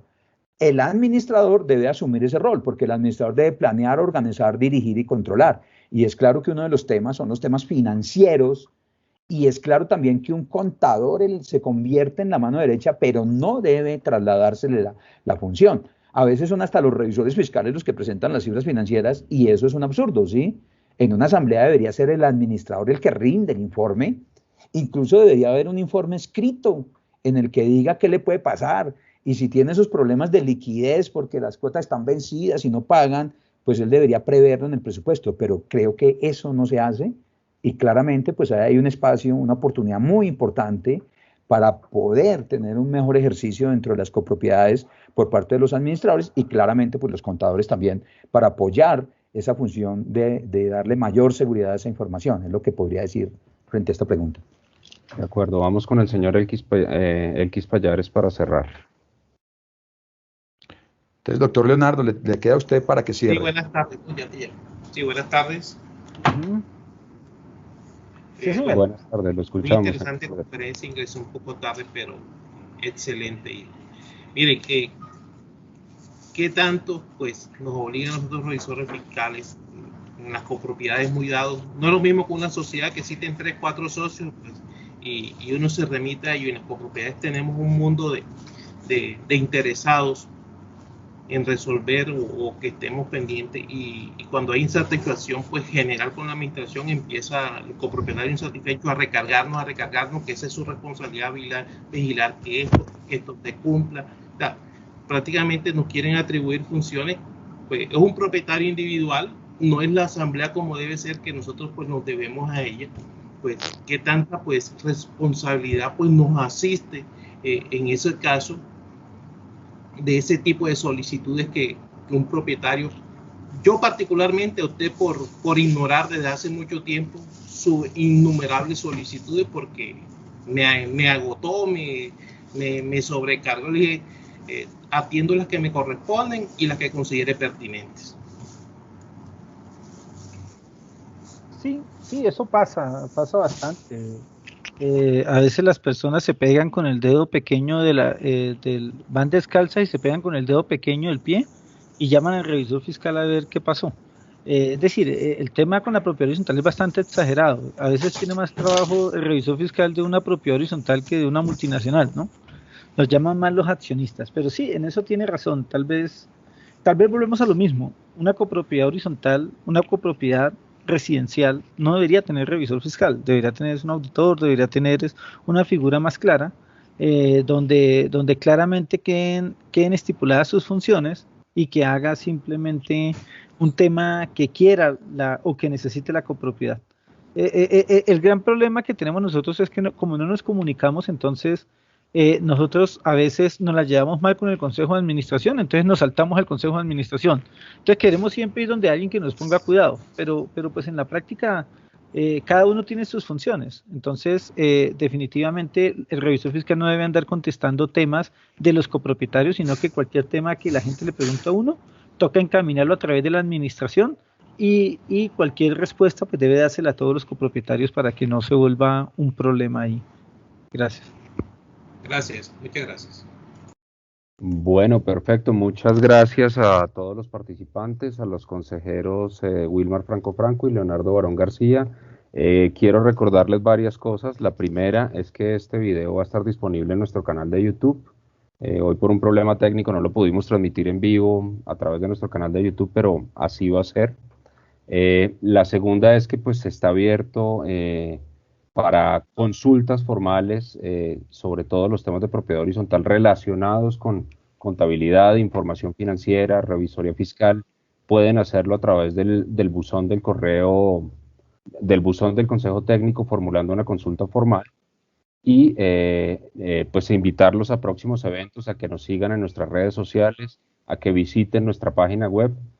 Allí estaremos prestos a atenderlos, y pues feliz tarde para todos, de verdad, muchas gracias. Gracias a todos. Chao, gracias a todos. Y preocupados porque los que llegaron tarde fueron los únicos que dijeron que les había gustado. Bueno, feliz tarde para todos. Muchas gracias. Leonardo, Wilman, Miguel Ángel, muchas gracias por todo el apoyo. De verdad, estos espacios son fundamentales para el desarrollo de la profesión. Muchas gracias. Bueno, a ustedes por asistir. Gracias. Gracias. Gracias a todos. Gracias, hasta luego. Muchas gracias. Gracias. Muchas gracias a todos por la información. Muchas gracias, muy bueno. Gracias. Muchas gracias. Gracias.